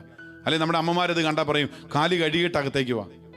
അല്ലെങ്കിൽ നല്ല വെളുത്ത ബെഡ്ഷീറ്റ് വിരിച്ചിരിക്കുന്ന ഒരു ബെഡിലേക്ക് ഒരാൾ കയറി കിടക്കുന്നതിന് മുമ്പ് പറയും, കാലൊക്കെ കഴുകി ശുദ്ധി വരുത്തിയിട്ട് കയറുക, അല്ലെങ്കിൽ അത് ചെളിയാകും. കാരണം ആ സ്ഥലത്ത് അങ്ങനെയല്ല കിടക്കേണ്ടത്, ആ മുറിയിലേക്ക് നീ അങ്ങനെയല്ല പ്രവേശിക്കേണ്ടത്. പക്ഷെ അവർ നിത്യരക്ഷ ഉറപ്പിക്കപ്പെട്ടിട്ടുണ്ട്, പക്ഷെ ശുദ്ധീകരിക്കപ്പെടണം. സഭ പഠിപ്പിക്കുകയാണ്, കത്തോലിക്കാ സഭയുടെ മതബോധന ഗ്രന്ഥത്തിലൂടെ പഠിപ്പിക്കുകയാണ്, അവർ ഉറപ്പ് നേടിയവരാണ്. എന്നാൽ സ്വർഗീയ ആനന്ദത്തിലേക്ക് പ്രവേശിക്കാൻ ആവശ്യമായ വിശുദ്ധി നേടുന്നതിന് വേണ്ടി അവർ മരണാനന്തരം ശുദ്ധീകരണത്തിന് വിധേയരായിത്തീരുന്നു. അവർ മരണാനന്തരം ശുദ്ധീകരണത്തിന് വിധേയരായിത്തീരുന്നു. ഞാൻ നിങ്ങളോട് ഇന്നൽപ്പം സഭയുടെ പഠനങ്ങളും ബൈബിളും അല്ലെങ്കിൽ പഴയ നിയമത്തിൻ്റെ കാലഘട്ടങ്ങളിലുള്ള ചില കാര്യങ്ങളും പറഞ്ഞത്, പ്രിയപ്പെട്ടവരെ, ഇത് വളരെ ഗൗരവമായിട്ട് എടുക്കണം. കാരണം നിസ്സാരമായിട്ട് കണ്ട് ഇതിങ്ങനെ ലാഘവ ബുദ്ധിയോടെ തള്ളിക്കളയേണ്ടതല്ല. കാരണം നമ്മുടെ പ്രാർത്ഥനകൾ ഈ ശുദ്ധീകരണ സ്ഥലത്തിലെ ആത്മാക്കൾക്ക് ആവശ്യമുണ്ട്. നമ്മുടെ പരിശുദ്ധ കുർബാന അർപ്പണങ്ങൾ, ദാനധർമ്മങ്ങൾ, ഉപവിപ്രവർത്തികൾ, പരിഹാര പ്രവർത്തികൾ എല്ലാം അവർക്ക് ആവശ്യമുണ്ട്. അപ്പം അതുകൊണ്ട് അത് മറന്നു പോകരുത്. അതൊരു വലിയൊരു സത്യമാണ്, യാഥാർത്ഥ്യമാണെന്ന് തിരിച്ചറിയണം. ഇപ്പം നമ്മൾ ഓർക്കും, എത്ര നാൾ ഇവർക്ക് വേണ്ടി പ്രാർത്ഥിക്കണം? ഒറ്റ കണ്ടീഷനുള്ളൂ, നമ്മുടെ മരണം വരെ. അല്ലേ റിയ? നമ്മുടെ മരണം വരെയാണ് നമുക്കുള്ള കടമ. ഇതാണ്, നമ്മുടെ മരണം വരെ നമ്മുടെ പ്രിയപ്പെട്ടവർക്ക് വേണ്ടി, അപ്പൻ്റെയും അമ്മയുടെയും കുടുംബത്തിൽ നിന്ന് മരിച്ചുപോയ പൂർവികർക്ക് വേണ്ടി, ശുദ്ധീകരണ സ്ഥലത്തുള്ള ആത്മാക്കൾക്ക് വേണ്ടി, ജീവിത പങ്കാളിയുടെ കുടുംബത്തിൽ നിന്ന് മരിച്ചുപോയവരുടെ മക്കളെ വിവാഹം കഴിപ്പിച്ച് വെച്ചിട്ടുണ്ടെങ്കിൽ അവർക്ക് അതൊരു ബന്ധുത്വമാണല്ലേ. ആ ബന്ധുത്തിൽ മരണമടഞ്ഞവർക്ക് വേണ്ടി പ്രാർത്ഥിക്കുക. നമ്മുടെ ഇടവകയിൽ നിന്ന്, സുഹൃത്ത് ബന്ധങ്ങളിൽ നിന്നൊക്കെ മരണമടഞ്ഞവർക്ക് വേണ്ടി പ്രാർത്ഥിക്കുക. അപ്പം എത്ര നാൾ പ്രാർത്ഥിക്കണം? ചിലപ്പോൾ നമുക്കറിയാം, ഈ ശുദ്ധീകരണ സ്ഥലത്തിൽ ആത്മാക്കൾ രക്ഷപ്പെടുന്നത് അവരുടെ തെറ്റുകളുടെ എണ്ണമനുസരിച്ച് മനഃപൂർവ്വം ചെയ്ത തെറ്റുണ്ട്. പക്ഷെ അവർക്കറിയാം നിത്യരക്ഷയുണ്ടെന്നറിയാം, നിത്യജീവനെക്കുറിച്ച് അറിയാം. പക്ഷെ ചില ബലഹീനതകൾ മാറാൻ, തഴക്കദോഷങ്ങൾ, മനഃപൂർവ്വം തെറ്റാണെന്ന് അറിഞ്ഞിട്ടും വീണ്ടും വീണ്ടും പാപം ചെയ്യുക, ഒരു ഭയങ്കരമായ ശിക്ഷാവിധി ഉണ്ടാകും എന്ന് നമ്മൾ ഹെബ്രായ ലേഖനത്തിൻ്റെ 10:26 നമ്മൾ കാണുന്നുണ്ട്. കാരണം എന്താണ്? മനഃപൂർവ്വം പാപം ചെയ്യുന്ന ആളുകൾക്ക് ഇപ്രകാരം ഒരു ശിക്ഷാവിധി ഉണ്ട്. ഹെബ്രായ ലേഖനത്തിൻ്റെ 10-ാം അധ്യായത്തിൽ എൻ്റെ 26 മുതലുള്ള വചനം, സത്യത്തെക്കുറിച്ച് പൂർണ്ണമായ അറിവ് ലഭിച്ചു, എന്നിട്ടും മനഃപൂർവ്വം നാം പാപം ചെയ്തെങ്കിൽ പാപങ്ങൾക്ക് വേണ്ടി അർപ്പിക്കപ്പെടാൻ പിന്നൊരു ബലി ഈ ഭൂമിയിൽ അവശേഷിക്കുന്നില്ല, മറിച്ച് ഭയങ്കരമായ ന്യായവിധിയുടെ സംഭീതമായ കാത്തിരിപ്പ്, ശത്രുക്കളെ വിഴുങ്ങിക്കളയുന്ന അഗ്നിയുടെ ക്രോധം. പ്രിയപ്പെട്ടവരെ, സഭ ബൈബിളിൽ അത്, ഹെബ്രായ ലേഖനത്തിൽ അത് കൃത്യമായി പഠിപ്പിക്കുന്നുണ്ട്. ഇത് മനഃപൂർവ്വം നാം പാപം ചെയ്യുന്നെങ്കിൽ അവർക്ക് എന്താണ്? അവർക്ക് സംഭീതമായ കാത്തിരിപ്പ്, ശത്രുക്കളെ വിഴുങ്ങിക്കളയുന്ന അഗ്നിയുടെ ക്രോധം. ഇപ്പൊ ഒരു അഗ്നിയുടെ ക്രോധമുണ്ട്, ഒരു വിഴുങ്ങിക്കളയുന്ന ഒരു അഗ്നിയുടെ ക്രോധമുണ്ട്. മോശയുടെ നിയമം ലംഘിക്കുന്ന മനുഷ്യൻ കരുണ ലഭിക്കാതെ 2-3 സാക്ഷികളുടെ സാന്നിധ്യത്തിൽ മരിക്കുന്നു. അപ്പൊ ഈശോ മത്തായിയുടെ സുവിശേഷം 12-ാം അധ്യായം 32-ാമത്തെ വാക്യത്തിൽ പറഞ്ഞിരിക്കുന്നതിനെ ഹെബ്രായ ലേഖനത്തിൽ ഒന്നും കൂടെ ലേഖന കർത്താവ് പറയുകയാണ്, ദൈവപുത്രനെ പുച്ഛിച്ചു തള്ളുക, തന്നെ ശുദ്ധീകരിച്ച പുതിയ ഉടമ്പടിയുടെ രക്തത്തെ, അതായത് പരിശുദ്ധ കുർബാനയെ അശുദ്ധമാക്കുകയും കൃപയുടെ പരിശുദ്ധാത്മാവിനെ അപമാനിക്കുകയും ചെയ്തവന് ലഭിക്കുന്ന ശിക്ഷാവിധി എത്ര കഠോരമായിരിക്കുമെന്നാണ് നിങ്ങൾ വിചാരിക്കുന്നത്. അതുകൊണ്ട് ഈ ശിക്ഷയെ ഒന്നും മാറ്റി നിർത്തിക്കൊണ്ട് ഇതൊന്നും ഇല്ല എന്ന് നമ്മൾ പഠിപ്പിക്കരുത്. അപ്പം ദൈവം തൻ്റെ തിരഞ്ഞെടുത്ത ആത്മാക്കൾ, ദൈവത്തോട് സ്നേഹമുണ്ട്, പക്ഷെ മനഃപൂർവ്വം പാപം ചെയ്തു, തെറ്റിൻ്റെ എണ്ണം വർദ്ധിച്ചു. അപ്പോൾ അവർ ദീർഘനാളുകൾ, അല്ലെങ്കിൽ ചിലപ്പോൾ ഈ ശുദ്ധീകരണ സ്ഥലത്തിൽ തന്നെ വിവിധ ഘട്ടങ്ങളുണ്ടോ, വിവിധ അവസ്ഥകളുണ്ടോ എന്ന് വെച്ചാൽ ഉണ്ട്, പാപത്തിൻ്റെ കാഠിന്യം അനുസരിച്ച്. ചിലപ്പോൾ എന്താണ്, സ്വർഗത്തോട് ചേർന്ന് നിൽക്കുന്ന ഒരു ശുദ്ധീകരണ സ്ഥലമുണ്ടെന്ന് പറയും. കാരണം എന്തറിയോ, ചെറിയ കാര്യങ്ങൾക്ക്, കൊച്ചു കൊച്ചു പാപങ്ങൾക്ക് പരിഹാരം ചെയ്യാൻ പറ്റില്ല, മറന്നുപോയത്, അവ ശുദ്ധീകരിക്കപ്പെടാനൊരു സമയം. ഞാനീ പറഞ്ഞ പോലെ കാലിലെ ചെളി കഴുകിയിട്ട് അകത്തോട്ട് കയറാനുള്ള ഒരു സമയം. അപ്പം അത് അച്ഛനെങ്ങനെ തീരുമാനിക്കുന്നത്? അച്ഛനെതിനെക്കുറിച്ച് എന്തൊക്കെ അറിയാൻ പറ്റും? പ്രിയപ്പെട്ടവരെ, ഞാൻ എൻ്റെ അറിവിൽ പോയിട്ടുണ്ടോ? ഇല്ല. ചിലർ ചോദിക്കുന്നത് പോയിട്ടുണ്ടോ, കണ്ടിട്ടുണ്ടോ? ഈ കാണാത്തതിനെ എങ്ങനെയാണ് വിശ്വസിക്കുന്നത്? നമ്മൾ ഹെബ്രായ ലേഖനത്തിൽ വീണ്ടും കാണുന്നില്ലേ, വിശ്വാസം എന്നത് പ്രത്യാശിക്കുന്നവ ലഭിക്കും, കാണപ്പെടാത്തവ ഉണ്ട് എന്ന ബോധ്യം. ഇത് സഭ പഠിപ്പിച്ചു. പൂർവികർ, അതുമൂലമാണ് പൂർവികന്മാർ അംഗീകാരത്തിന് അർഹരായത്.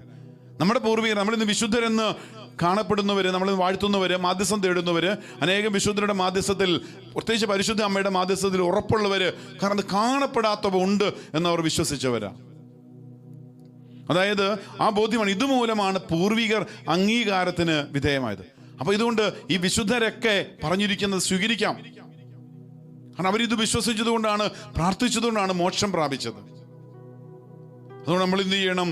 അവരുടെ തെറ്റുകളുടെ എണ്ണം അനുസരിച്ച് മനഃപൂർവ്വം പാപം ചെയ്തവർക്ക് വേണ്ടി, നമുക്കറിയാം നമ്മുടെ മാതാപിതാക്കളോ പൂർവികരുണ്ടെങ്കിൽ അവർ അവസാന നിമിഷം കുമ്പസാരിച്ചും അനുതപിച്ചും ഒക്കെ ഒരുങ്ങെങ്കിലും അവർക്ക് വേണ്ടി ദീർഘനാൾ പ്രാർത്ഥിക്കണം.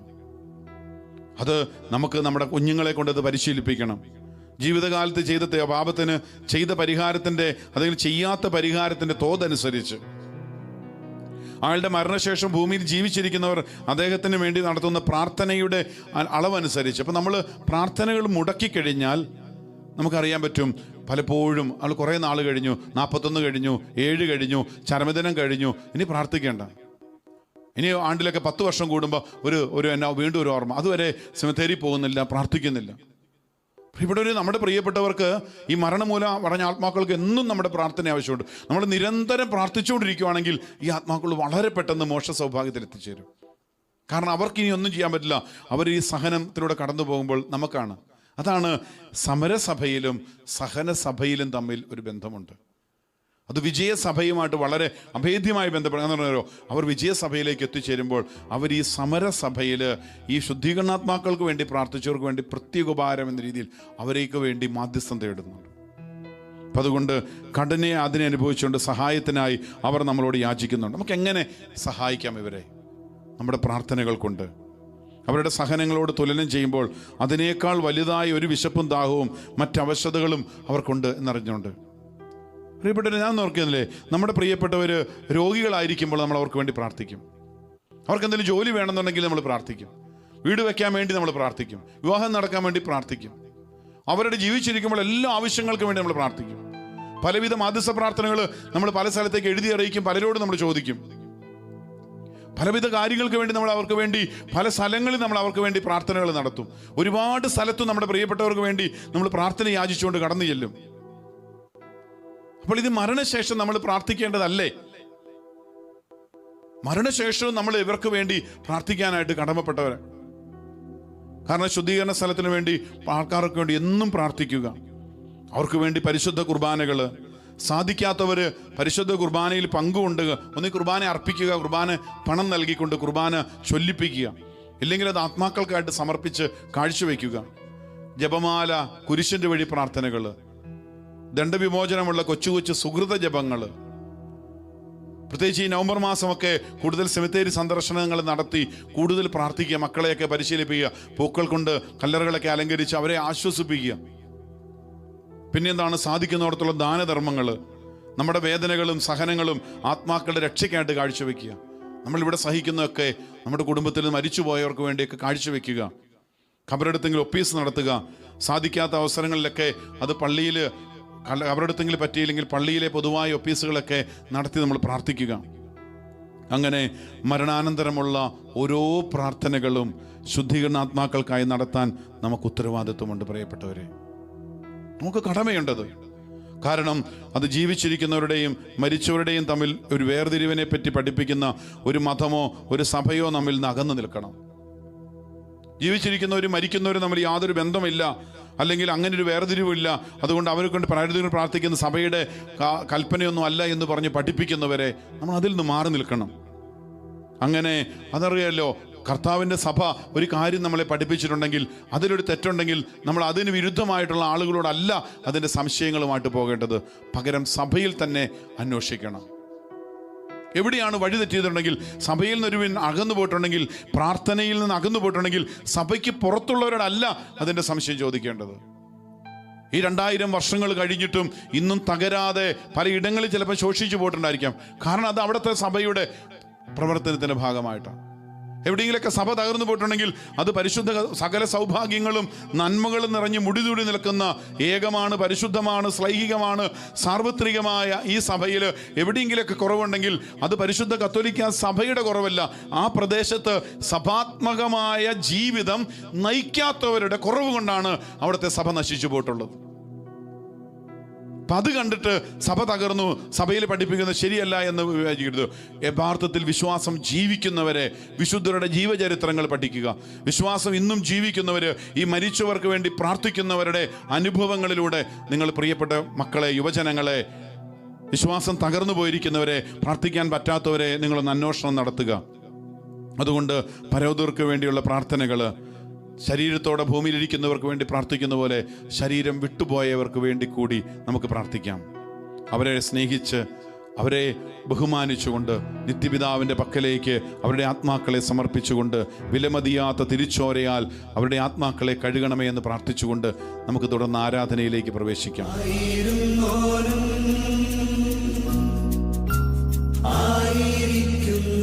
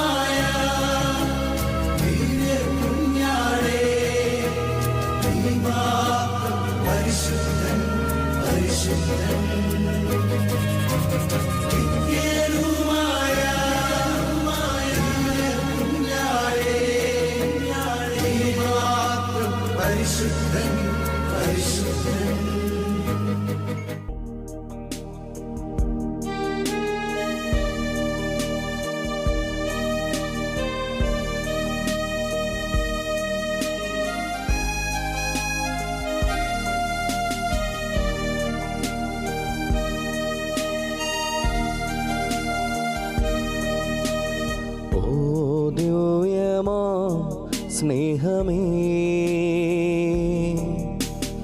ഓ ദിവ്യ കാരുണ്യമേ, ഓ ദിവ്യമാ സ്നേഹമേ, ഓ ദിവ്യ കാരുണ്യമേ, ആരാധന പാടം മാലാകമാരൊപ്പം ജീവന്റെ തിരുഭോജ്യമേ,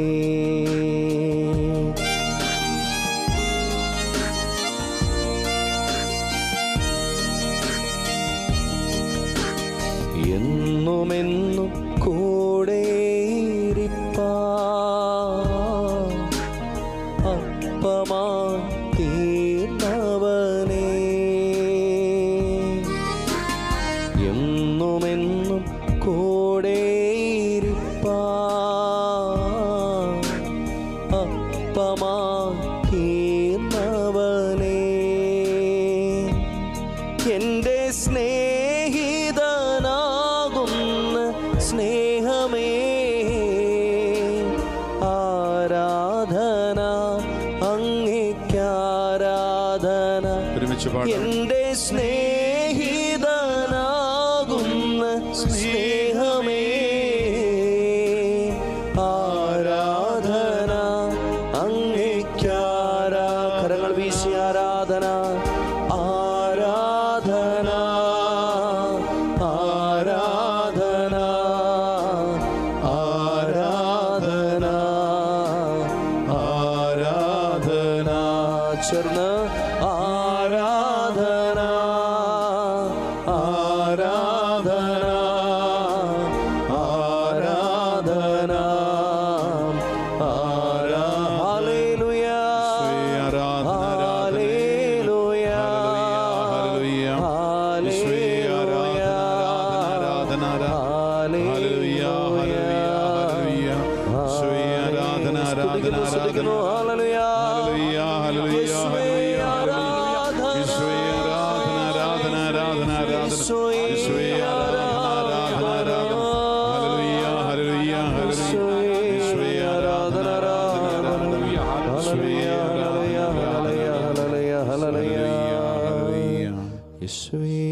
പരിശുദ്ധ പരമ ദിവ്യകാരുണ്യത്തിന് നേരവും ആരാധനയും സ്തുതിയും പുകഴ്ചയും ഉണ്ടായിരിക്കട്ടെ.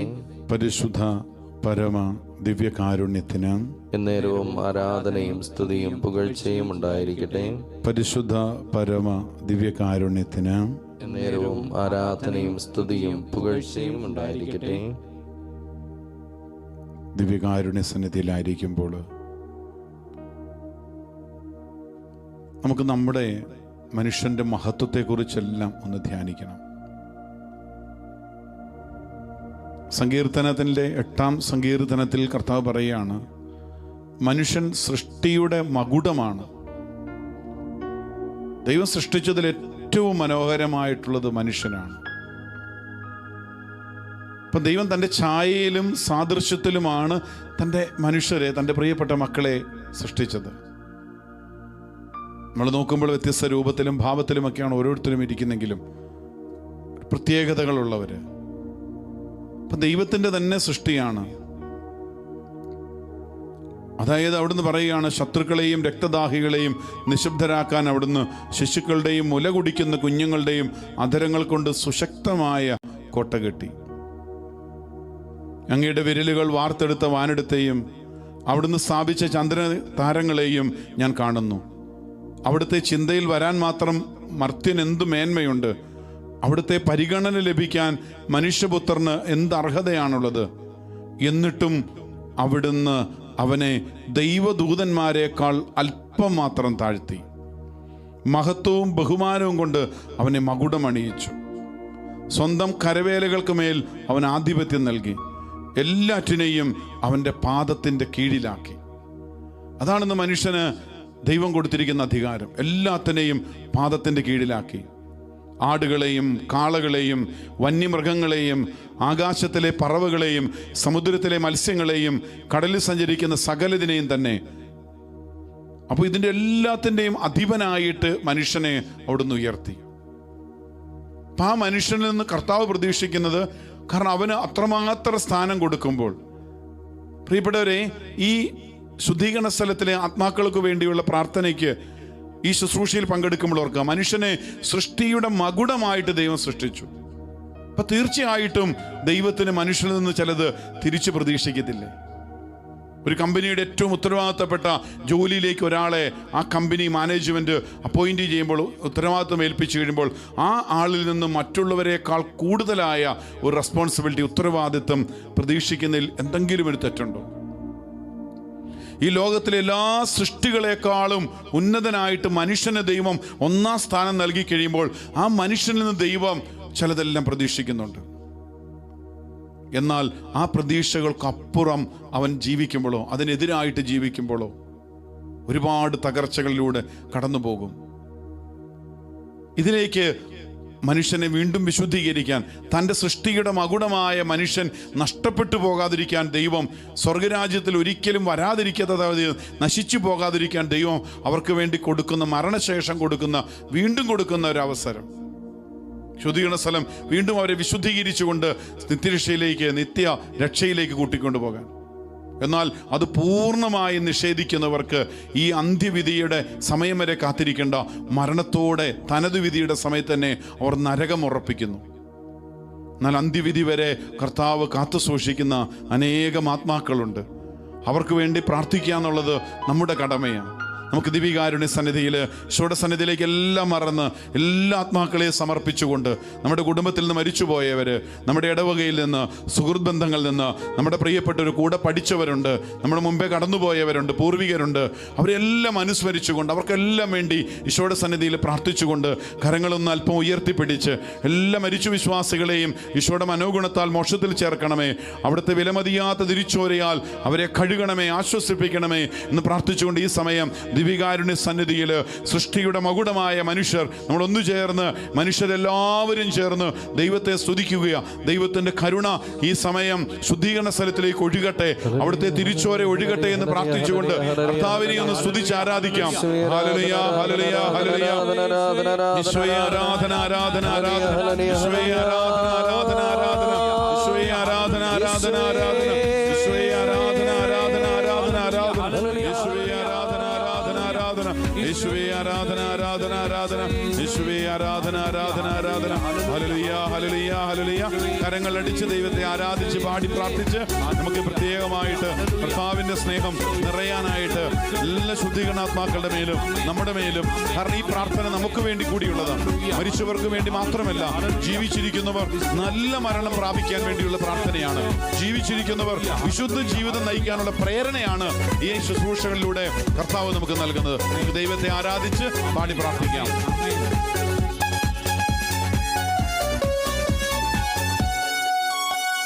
നിത്യപിതാവേ ആരാധന, നിത്യസത്യമേ ആരാധന, നിത്യാത്മാവേ ആരാധന, നിതാന്ത സ്നേഹമേ ആരാധന.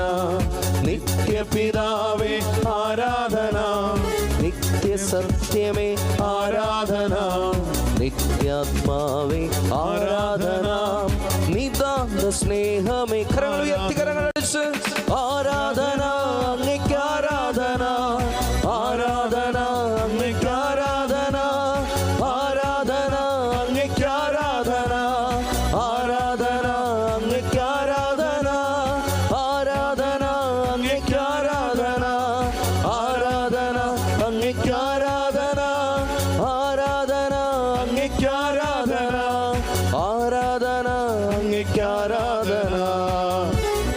ഈശോയെ ആരാധിച്ചുകൊണ്ട് നിത്യപിതാവിനും പുത്രനായ ഈശോയ്ക്കും പരിശുദ്ധാത്മാവിനും സ്തുതിയും ആരാധനയും മഹത്വവും എല്ലാം നൽകിക്കൊണ്ട് എല്ലാ ജീവിച്ചിരിക്കുന്നവരോടും മരിച്ചവരോടും സ്വർഗവാസികളോടും ചേർന്ന് കർത്താവിനെ നമുക്കൊന്നു ചേർന്ന് മാലാഖ വൃന്ദത്തോട് ചേർന്ന് ആരാധിച്ച് നമുക്ക് പാടി പ്രാർത്ഥിക്കാം. കരങ്ങളടിച്ച്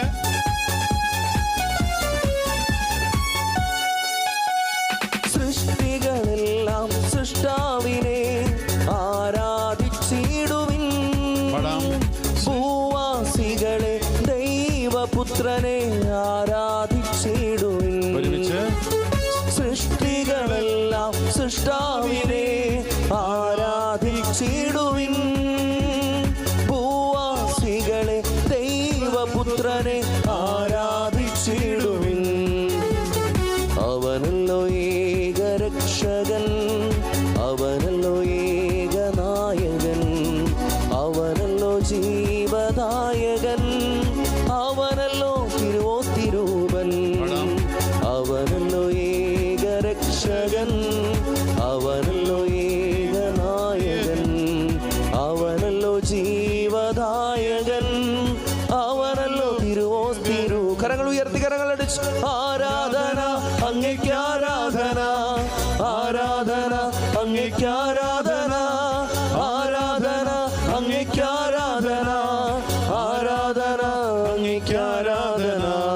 നിത്യപിതാവേ ആരാധന, നിത്യസത്യമേ ആരാധന, നിത്യാത്മാവേ ആരാധന, നിതാന്ത സ്നേഹമേ ആരാധന. നിത്യപിതാവേ ആരാധന, നിത്യസത്യമേ ആരാധന, നിത്യാത്മാവേ ആരാധന, നിതാന്ത സ്നേഹമേ. ഇരുകരങ്ങൾ ഉയർത്തി ഒറ്റ വിളി വിളിക്കട്ടെ. യേശുവേ ആരാധന, സ്തുതിക്കുന്നപ്പാ. ഹല്ലേലൂയ, കരുണ തോന്നണമേ, കരുണ തോന്നണമേ അപ്പാ. സ്തുതിക്കുന്നു, സ്തുതിക്കുന്നു ഈശോയേ. ഹല്ലേലൂയ, ഹല്ലേലൂയ, ഈശോയേ ആരാധന, hallelujah, hallelujah, hallelujah, hallelujah, hallelujah, ഈശോയേ ആരാധന. നിത്യപിതാവേ ആരാധന, നിത്യസത്യമേ ആരാധന, നിത്യാത്മാവേ ആരാധന, നിതാന്ത സ്നേഹമേ ആരാധന. ഓ ദിവ്യകാരുണ്യമേ, അങ്ങയുടെ സന്നിധിയിൽ താഴ്മയോടെ പ്രാർത്ഥിക്കുന്ന എല്ലാവരെയും, ഈ ശുശ്രൂഷയിൽ പങ്കെടുത്തുകൊണ്ടിരിക്കുന്ന എല്ലാവരെയും, ഞങ്ങൾക്കായി ശുശ്രൂഷ ഒരുക്കിയിരിക്കുന്ന ഈ ഷക്കീന ടെലിവിഷനെയും അതിൻ്റെ പിന്നിൽ പ്രവർത്തിക്കുന്നവരെയും, അതിൻ്റെ അധികാരികളെയും, അവരുടെ കുടുംബത്തിൽ നിന്ന് വേർപിരിഞ്ഞു പോയവരെയും, ഈ കൂട്ടായ്മയിൽ നിന്ന് മരണം മൂലം വേർപിരിഞ്ഞു പോയ എല്ലാ ആത്മാക്കളെയും ഞങ്ങളിതാ ദിവ്യകാരുണ്യ സന്നിധിയിലേക്ക് സമർപ്പിക്കുന്നു. ഈ ശുശ്രൂഷയിൽ പ്രാർത്ഥിച്ചുകൊണ്ടിരിക്കുന്നവരുടെ കുടുംബത്തിൽ നിന്ന്, തലമുറകളിൽ നിന്ന് മരണം മൂലം വേർപിരിഞ്ഞു പോയ ആത്മാക്കളുടെ മേൽ അവിടുത്തെ കരുണ ചൊരിയാൻ ഞങ്ങളിതാ പ്രാർത്ഥിക്കുന്നു. പ്രിയപ്പെട്ടവരുടെ മരണം മൂലം വേദനിക്കുന്നവർക്ക് വലിയൊരു ആശ്വാസം നൽകുവാൻ, കാരണം അവർ ദൈവപിതാവിൻ്റെ സന്നിധിയിൽ ഒരു പടി കൂടി അടുത്തെത്തിയിരിക്കുന്നു. നമ്മുടെ പ്രാർത്ഥനകൾ കൊണ്ട് മാത്രമേ അവർക്ക് സ്വർഗത്തിലേക്ക് എത്തിച്ചേരാൻ സാധിക്കുകയുള്ളൂ. നമുക്കറിയത്തില്ല അവരുടെ ആത്മാക്കൾ ഇപ്പോൾ സ്വർഗത്തിലാണോ, നരകത്തിലാണോ, അതോ ശുദ്ധീകരണ സ്ഥലത്തിലാണോ എന്ന്. എങ്കിൽ നമുക്ക് ഉറപ്പിക്കാം, അവർ ഈ ഭൂമിയിൽ ജീവിച്ചിരുന്നപ്പോൾ ദൈവത്തെ ആരാധിച്ചിരുന്നവരും, കർത്താവിനോട് സ്നേഹമുള്ളവരും, കർത്താവിൻ്റെ സഭയിൽ അംഗങ്ങളായി തുടരുന്നതിൽ അഭിമാനിച്ചിരുന്നവരുമാണെങ്കിൽ അവർക്കൊരു ചെറിയ കാലത്തേക്ക് ശിക്ഷയുണ്ടെങ്കിലും അവർ മോക്ഷം പ്രാപിക്കും. നമ്മുടെ പ്രാർത്ഥനകൾ ശക്തമാകുമ്പോൾ, അവർക്ക് വേണ്ടി നിരന്തരം പ്രാർത്ഥിക്കുമ്പോൾ അത് ഏറ്റവും എളുപ്പമായി എത്രയും പെട്ടെന്ന് കർത്താവ് അത് നിർവഹിക്കും. അത് കർത്താവിൻ്റെ നീതി ആഗ്രഹിക്കുന്നില്ല, കർത്താവിൻ്റെ കരുണ ഇത് ആഗ്രഹിക്കുന്നില്ല, പക്ഷെ അത് നീതി നിറവേറ്റപ്പെടുമെന്ന് നമ്മൾ കണ്ടു. കർത്താവിൻ്റെ കരുണ എല്ലാവരും രക്ഷിക്കപ്പെടണം. കർത്താവിൻ്റെ സ്നേഹം ഒരാൾ പോലും നശിക്കരുതെന്ന്. കാരണം സങ്കീർത്തന പുസ്തകം അതിൻ്റെ 6-ാം അധ്യായം അതിൻ്റെ 5-ാമത്തെ വചനം പറയുന്നുണ്ട്, അതായത് നിത്യശിക്ഷ കിട്ടിയവരുടെ മൃതരുടെ ലോകത്ത് ആർക്കും ദൈവത്തെ അനുസ്മരിക്കാൻ പറ്റുന്നില്ല. അവിടെ ഏറ്റവും വലിയ തകർച്ച എന്താ? അവിടെ ദൈവമില്ല എന്നുള്ളത്. ഇനി രക്ഷപ്പെടാനൊരു അവസരമില്ല എന്നുള്ളതാണ് നരകത്തിൻ്റെ ഏറ്റവും വലിയ ദുരിതം. നരകത്തെ നരകമാക്കി മാറ്റുന്നത് ഇനി അവർക്ക് രക്ഷപ്പെടാനൊരു പഴുതില്ല എന്നുള്ളൊരവസ്ഥ. ഇനി അവർക്ക് ഇനി മുന്നോട്ട് പ്രത്യാശ വയ്ക്കാൻ ഒരു ദൈവം നഷ്ടപ്പെട്ടു എന്നുള്ളതാ നരകത്തിൽ ഏറ്റവും വലിയ വേദന. പാതാളത്തിൽ ആര് ദൈവത്തെ സ്തുതിക്കും? വിലാപവും പല്ലുകടിയും കുറ്റപ്പെടുത്തലുകളും നിന്ദാപമാനങ്ങളും പരസ്പരം പഴിചാരലുകളും വന്നുപോയ വിധിയെക്കുറിച്ചുള്ള വേദനയാണ് നരകത്തിലുള്ളത്. എന്നാൽ ശുദ്ധീകരണ സ്ഥലത്തിലെ ആത്മാക്കൾ വലിയ പ്രതീക്ഷയോടെയാ ആരെങ്കിലും അവർക്ക് വേണ്ടി പ്രാർത്ഥിക്കുമ്പോൾ, ഭൂമിയിൽ അവർക്ക് വേണ്ടി പ്രാർത്ഥനകളും യാചനകളും ഉയർത്തുമ്പോൾ സ്വർഗത്തിലേക്ക് എത്തിച്ചേരാം, ഉടനെ തന്നെ സ്വർഗത്തിൽ ചെല്ലുവാനുള്ള പ്രതീക്ഷ. ഈ വിശുദ്ധരുടെ ജീവചരിത്രങ്ങളും അവരുടെ സംഭവങ്ങളും ഒക്കെ ഓർമ്മപ്പെടുത്തിക്കൊണ്ട് ഈ മാസത്തിൽ ഈ കാലഘട്ടത്തിൽ പ്രത്യേകം പറയുന്നെന്താ? കാരണം നമ്മൾ പ്രാർത്ഥിക്കുമ്പോൾ അനേകം ആത്മാക്കൾക്ക് മോക്ഷം പ്രാപിക്കാൻ അത് എളുപ്പമായി തീരും. ഈ സഹനങ്ങളിലൂടെ ശുദ്ധീകരിക്കപ്പെടുന്ന ഈ പ്രക്രിയയിലൂടെ കടന്നു പോകുന്നവർക്ക് നമ്മുടെ പ്രാർത്ഥനകൾ, കുർബാനകൾ ഒരു ആശ്വാസമായി തീരും. നമുക്കതുകൊണ്ട് വലിയ സ്നേഹത്തോടെ ഈ സ്വർഗത്തെക്കുറിച്ച് നമുക്ക് സ്വപ്നം കാണാം. ഈ ശുദ്ധീകരണ സ്ഥലം വിട്ട് നമ്മുടെ ആത്മാക്കള് സ്വർഗ സൗഭാഗ്യം പോകുന്നതിനെ കുറിച്ച് നമുക്ക് ചിന്തിക്കാം. നമ്മൾ വീണ്ടും ഈ മൃതസംസ്കാര വേളയിലൊക്കെ പാടി പ്രാർത്ഥിക്കാറില്ലേ, അസ്ഥിരമാണ് ഈ ഭുവനവും അതിൻ്റെ ജഡികാശകളും ഒക്കെ എന്ന്. കാരണം പറുദീസ ഞാൻ കണ്ടൊരു നാളിൽ അതിൻ്റെ ഭാവന തന്നിൽ ഒന്ന് മനസ്സിലൊന്ന് പറുദീസയെ കുറിച്ച് ചിന്തിക്കുമ്പോൾ തന്നെ എത്ര വിശിഷ്ടമാണ്, സുഖസമ്പുഷ്ടമാണ്, ദർശന സുഭഗമാണ് ഈ പറുദീസ. അസ്ഥിരമല്ലോ ഭുവനവുമതിലേ, ജഡികാശകളും നീർപ്പോളകൾ പോലെല്ലാം മാഞ്ഞടിയുന്നു. ഇന്നലെയുള്ളോരിന്നിവിടില്ല, ഇനി വരികില്ല. യാത്രക്കാരാ മുന്നിലതാ നിൻ കബറിടമല്ലയോ. പറുദീസ ഞാൻ കണ്ടൊരു ദിനമെൻ ഭാവന തന്നിൽ എത്ര വിശിഷ്ടം സുഖസമ്പുഷ്ടം ദർശന സുഭഗം. പ്രിയപ്പെട്ടവർ, ഇതൊരു ഭയപ്പെടുത്തലല്ലത്. പകരം ഇന്നലെ നമ്മുടെ കൂടെ ജീവിച്ചിരുന്നവർ, നമ്മുടെ കൂടെ കിടന്നുറങ്ങിയിരുന്നവർ, നമുക്ക് അപ്പം നൽകിയവർ, നമുക്ക് ഭവനം പണിത് തന്നവർ, നമുക്ക് വേണ്ടി ഒരുപാട് അധ്വാനിച്ചവർ ഇന്നിവിടെ ഇല്ല. ഇനി ഒരിക്കലും അവർ മടങ്ങി വരുന്നത് രണ്ടാമത്തെ ആഗമനത്തിൽ. നമ്മുടെ സംസ്കാര വേളയിലൊക്കെ അതിൻ്റെ ചരമദിനത്തിലും 41-ലും ഒക്കെ ഒരു കാർഡടിച്ചു കൊടുക്കും. ഞങ്ങൾ നിങ്ങളിൽ നിന്ന് വേർപിരിഞ്ഞെങ്കിലും സ്വർഗരാജ്യത്തിൽ ഒരുമിക്കുന്നത് വരെ നിങ്ങൾ എനിക്ക് വേണ്ടി പ്രാർത്ഥിക്കണമേ. നിങ്ങളുടെ സ്നേഹം ഒരിക്കലും എന്നിൽ നിന്ന് അകന്നു പോകരുത്. എത്ര അർത്ഥവത്തായിട്ടാണ് അതിൽ പലരും അടിച്ചു വെക്കുന്നത്. ഞാൻ നിങ്ങളിൽ നിന്ന് വേർപിരിഞ്ഞെങ്കിലും എൻ്റെ സ്നേഹം ഒരിക്കലും നിങ്ങളെ വിട്ടുപോയിട്ടില്ല. ഇപ്പം മരിച്ചവരെയൊക്കെ ഓർത്ത് പ്രാർത്ഥിക്കുമ്പോൾ നമുക്കറിയാം അവരോടുള്ള ബന്ധമൊന്നും എത്ര വർഷങ്ങൾ കഴിഞ്ഞാലും വിട്ടുപോയിട്ടില്ല. അവരൊക്കെ കാരണമാ നമ്മളിന്നിങ്ങനെ ആരോഗ്യത്തോടെ ഇരിക്കുന്നത്, നല്ല ഭവനത്തിൽ വസിക്കുന്നത്, നല്ല വാഹനത്തിൽ യാത്ര ചെയ്യുന്നത്, നല്ല സ്വത്തും സുഖ സൗകര്യങ്ങളൊക്കെ അനുഭവിക്കുന്നത്. ചിലർക്ക് അവരെ ഓർത്തുള്ള വേദനകളുണ്ട്. കാരണം അവർ വേണ്ട രീതിയിൽ പരിഗണിക്കാത്തതിൻ്റെ പേരിൽ ഇന്ന് ജീവിതം നഷ്ടപ്പെട്ടു പോയവര്, മാതാപിതാക്കളുടെ സ്നേഹം കിട്ടാത്തവര്. നമുക്ക് അവർക്ക് വേണ്ടി പ്രാർത്ഥിക്കാം, കരുണയ്ക്കായിട്ട് പ്രാർത്ഥിക്കാം. ഈ ലോകത്ത് ജീവിച്ചിരുന്നപ്പോൾ സ്നേഹം കൊടുക്കാത്തവര്, സ്നേഹത്താൽ മക്കളെ വളർത്താത്തവര്, ജീവിത പങ്കാളിയെ പരിഗണിക്കാത്തവർക്ക് വേണ്ടി പ്രാർത്ഥിക്കാം. ഒപ്പം വിശുദ്ധ ജീവിതം നയിച്ചിരുന്നെങ്കിലും ചില കുറവുകൾ ഉണ്ടായിരുന്ന മനുഷ്യരാണ്. നീതിമാന്മാർ പോലും ഒരിക്കലെങ്കിലും പാപം ചെയ്യാത്തവരായിട്ട് ആരുമില്ല. അവരെയെല്ലാം അനുസ്മരിച്ചുകൊണ്ട് ഈ ദർശന സുഭഗമായ പറുദീസായിൽ അവരും നമ്മളും ഒത്തുചേരുന്നുള്ള വിശ്വാസത്തോടെ നമുക്ക് ഈശോയുടെ ആശീർവാദം സ്വീകരിക്കാം. നമ്മുടെ കുടുംബങ്ങളിലൊക്കെ ആ ചൈതന്യം ഒഴുകട്ടെ. മരിച്ച വിശ്വാസികൾക്ക് വേണ്ടി പ്രാർത്ഥിക്കുന്ന ചൈതന്യം, പൂർവികരെ അനുസ്മരിച്ച് ബലിയർപ്പിക്കുന്ന ചൈതന്യം, ദാനധർമ്മങ്ങളും പരിഹാര പ്രവർത്തികളും ജപമാലകളും കുരിശിൻ്റെ വഴികളും കരുണയുടെ ജപമാലകളും ചൊല്ലി പൂർവികരെ പ്രത്യേകമായി അനുസ്മരിക്കുന്ന ശുദ്ധീകരണാത്മാക്കൾക്ക് വേണ്ടി പ്രാർത്ഥിക്കുന്ന നല്ല കുടുംബങ്ങളായി നമ്മുടെ കുടുംബങ്ങൾ മാറാൻ പ്രാർത്ഥിച്ചുകൊണ്ട് അപ്രകാരം ഒരു തീഷ്ണതയാർന്ന ഒരു ആത്മീയ ജീവിതം കെട്ടിപ്പടുക്കുവാൻ കൃപ തരണമേ എന്ന് ആഗ്രഹിച്ചുകൊണ്ട് നമുക്ക് ഈശോയുടെ ആശീർവാദം സ്വീകരിക്കാം. പരിശുദ്ധ ശരീരത്താലും വിലയേറിയ രക്തത്താലും പാപത്തിൻ കറകളിൽ നിന്നും മർത്യനു നീ മോചനമേകി. സകലേശാദിവ്യ കടാക്ഷം തൂഗണമേ വത്സലസുതരിൽ നിർമ്മലരായി ജീവിച്ചിടുവാൻ ചിന്തണമേ ദിവ്യവരങ്ങൾ.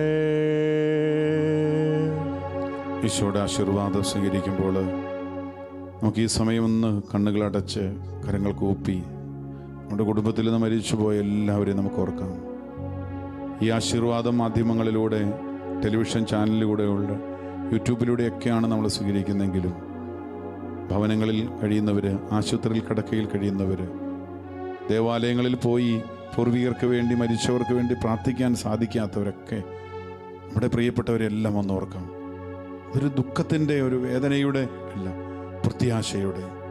നമ്മുടെ പ്രാർത്ഥനകൾ അവർക്കേറെ ആവശ്യമാണെന്നുള്ള ബോധ്യം നമ്മളിലേക്ക് ജനിക്കുവാൻ, നമ്മുടെ കൊച്ചു കൊച്ചു വേദനകളും സങ്കടങ്ങളും രോഗങ്ങളും സഹനങ്ങളും എല്ലാം നമ്മുടെ മാതാപിതാക്കൾക്ക്, അത്രമാത്രം നമ്മളെ സ്നേഹിച്ചവരെ എല്ലാം നമുക്ക് ഓർക്കാം. ഈ സമയം ഈ ആശീർവാദം എല്ലാവരിലേക്കും, മരിച്ച വിശ്വാസികളിലേക്ക് ചെല്ലാൻ, നമ്മുടെ കുടുംബത്തിൽ അതുവഴി വലിയ തടസ്സങ്ങൾ മാറിക്കിട്ടാൻ. നമുക്കറിയാം, ശുദ്ധീകരണ സ്ഥലത്തിലുള്ള ആത്മാക്കൾ രക്ഷപ്പെടുമ്പോൾ നമ്മുടെ കുടുംബത്തിൻ്റെ ഒരുപാട് കെട്ടുകൾ അഴിയും. ഈ ആശീർവാദം തലമുറകളിലേക്ക് ഒഴുകപ്പെടാൻ നമുക്ക് പ്രാർത്ഥിക്കാം.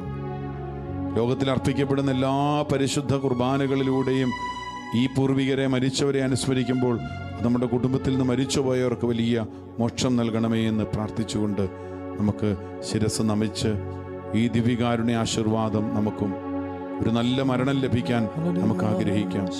ഒപ്പം ഈ മൃതരായിരിക്കുന്ന എല്ലാവരുടെയിലേക്കും ഈ ആശ്വാസത്തിൻ്റെ, വലിയ സ്നേഹത്തിൻ്റെ നിമിഷങ്ങളായി ഈ ആരാധനയുടെ ആശീർവാദം മാറണമേ എന്ന് പ്രാർത്ഥിച്ചുകൊണ്ട്, പ്രാർത്ഥിക്കുന്നവർ, സാധിക്കുന്നവരെല്ലാം സ്തുതിച്ച് ഈ കൂട്ടായ്മയോട് ചേർന്ന് ഈശോയെ ആരാധിച്ച് സ്തുതിച്ചുകൊണ്ട്, മരിച്ച വിശ്വാസികളെ അനുസ്മരിച്ചുകൊണ്ട് ഈ ആശീർവാദം നമുക്ക് സ്വീകരിക്കാം.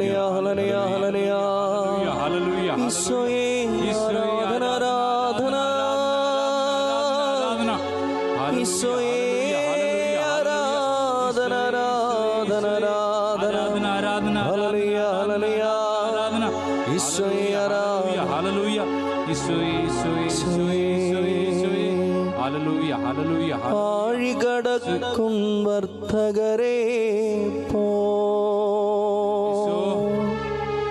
ലൂഴിയിലങ്ങനെ നീങ്ങുന്നു നാം. കരയെത്തുമ്പോൾ ധനമില്ലാത്തോ കരയും മറ്റവരാനന്ദിക്കും. ശാശ്വതമാം ധനമുള്ളവരെല്ലാം മർത്യദിനത്തിൽ വിജയം നേടും. നിന്റെ സന്നിധിയിൽ നിന്നു ഞങ്ങളെ തിരസ്കരിക്കരുതേ. അന്തിമ ദിവസം മർത്യഗണത്തിൻ ചെയ്തികൾ തൂക്കിയളക്കും നേരം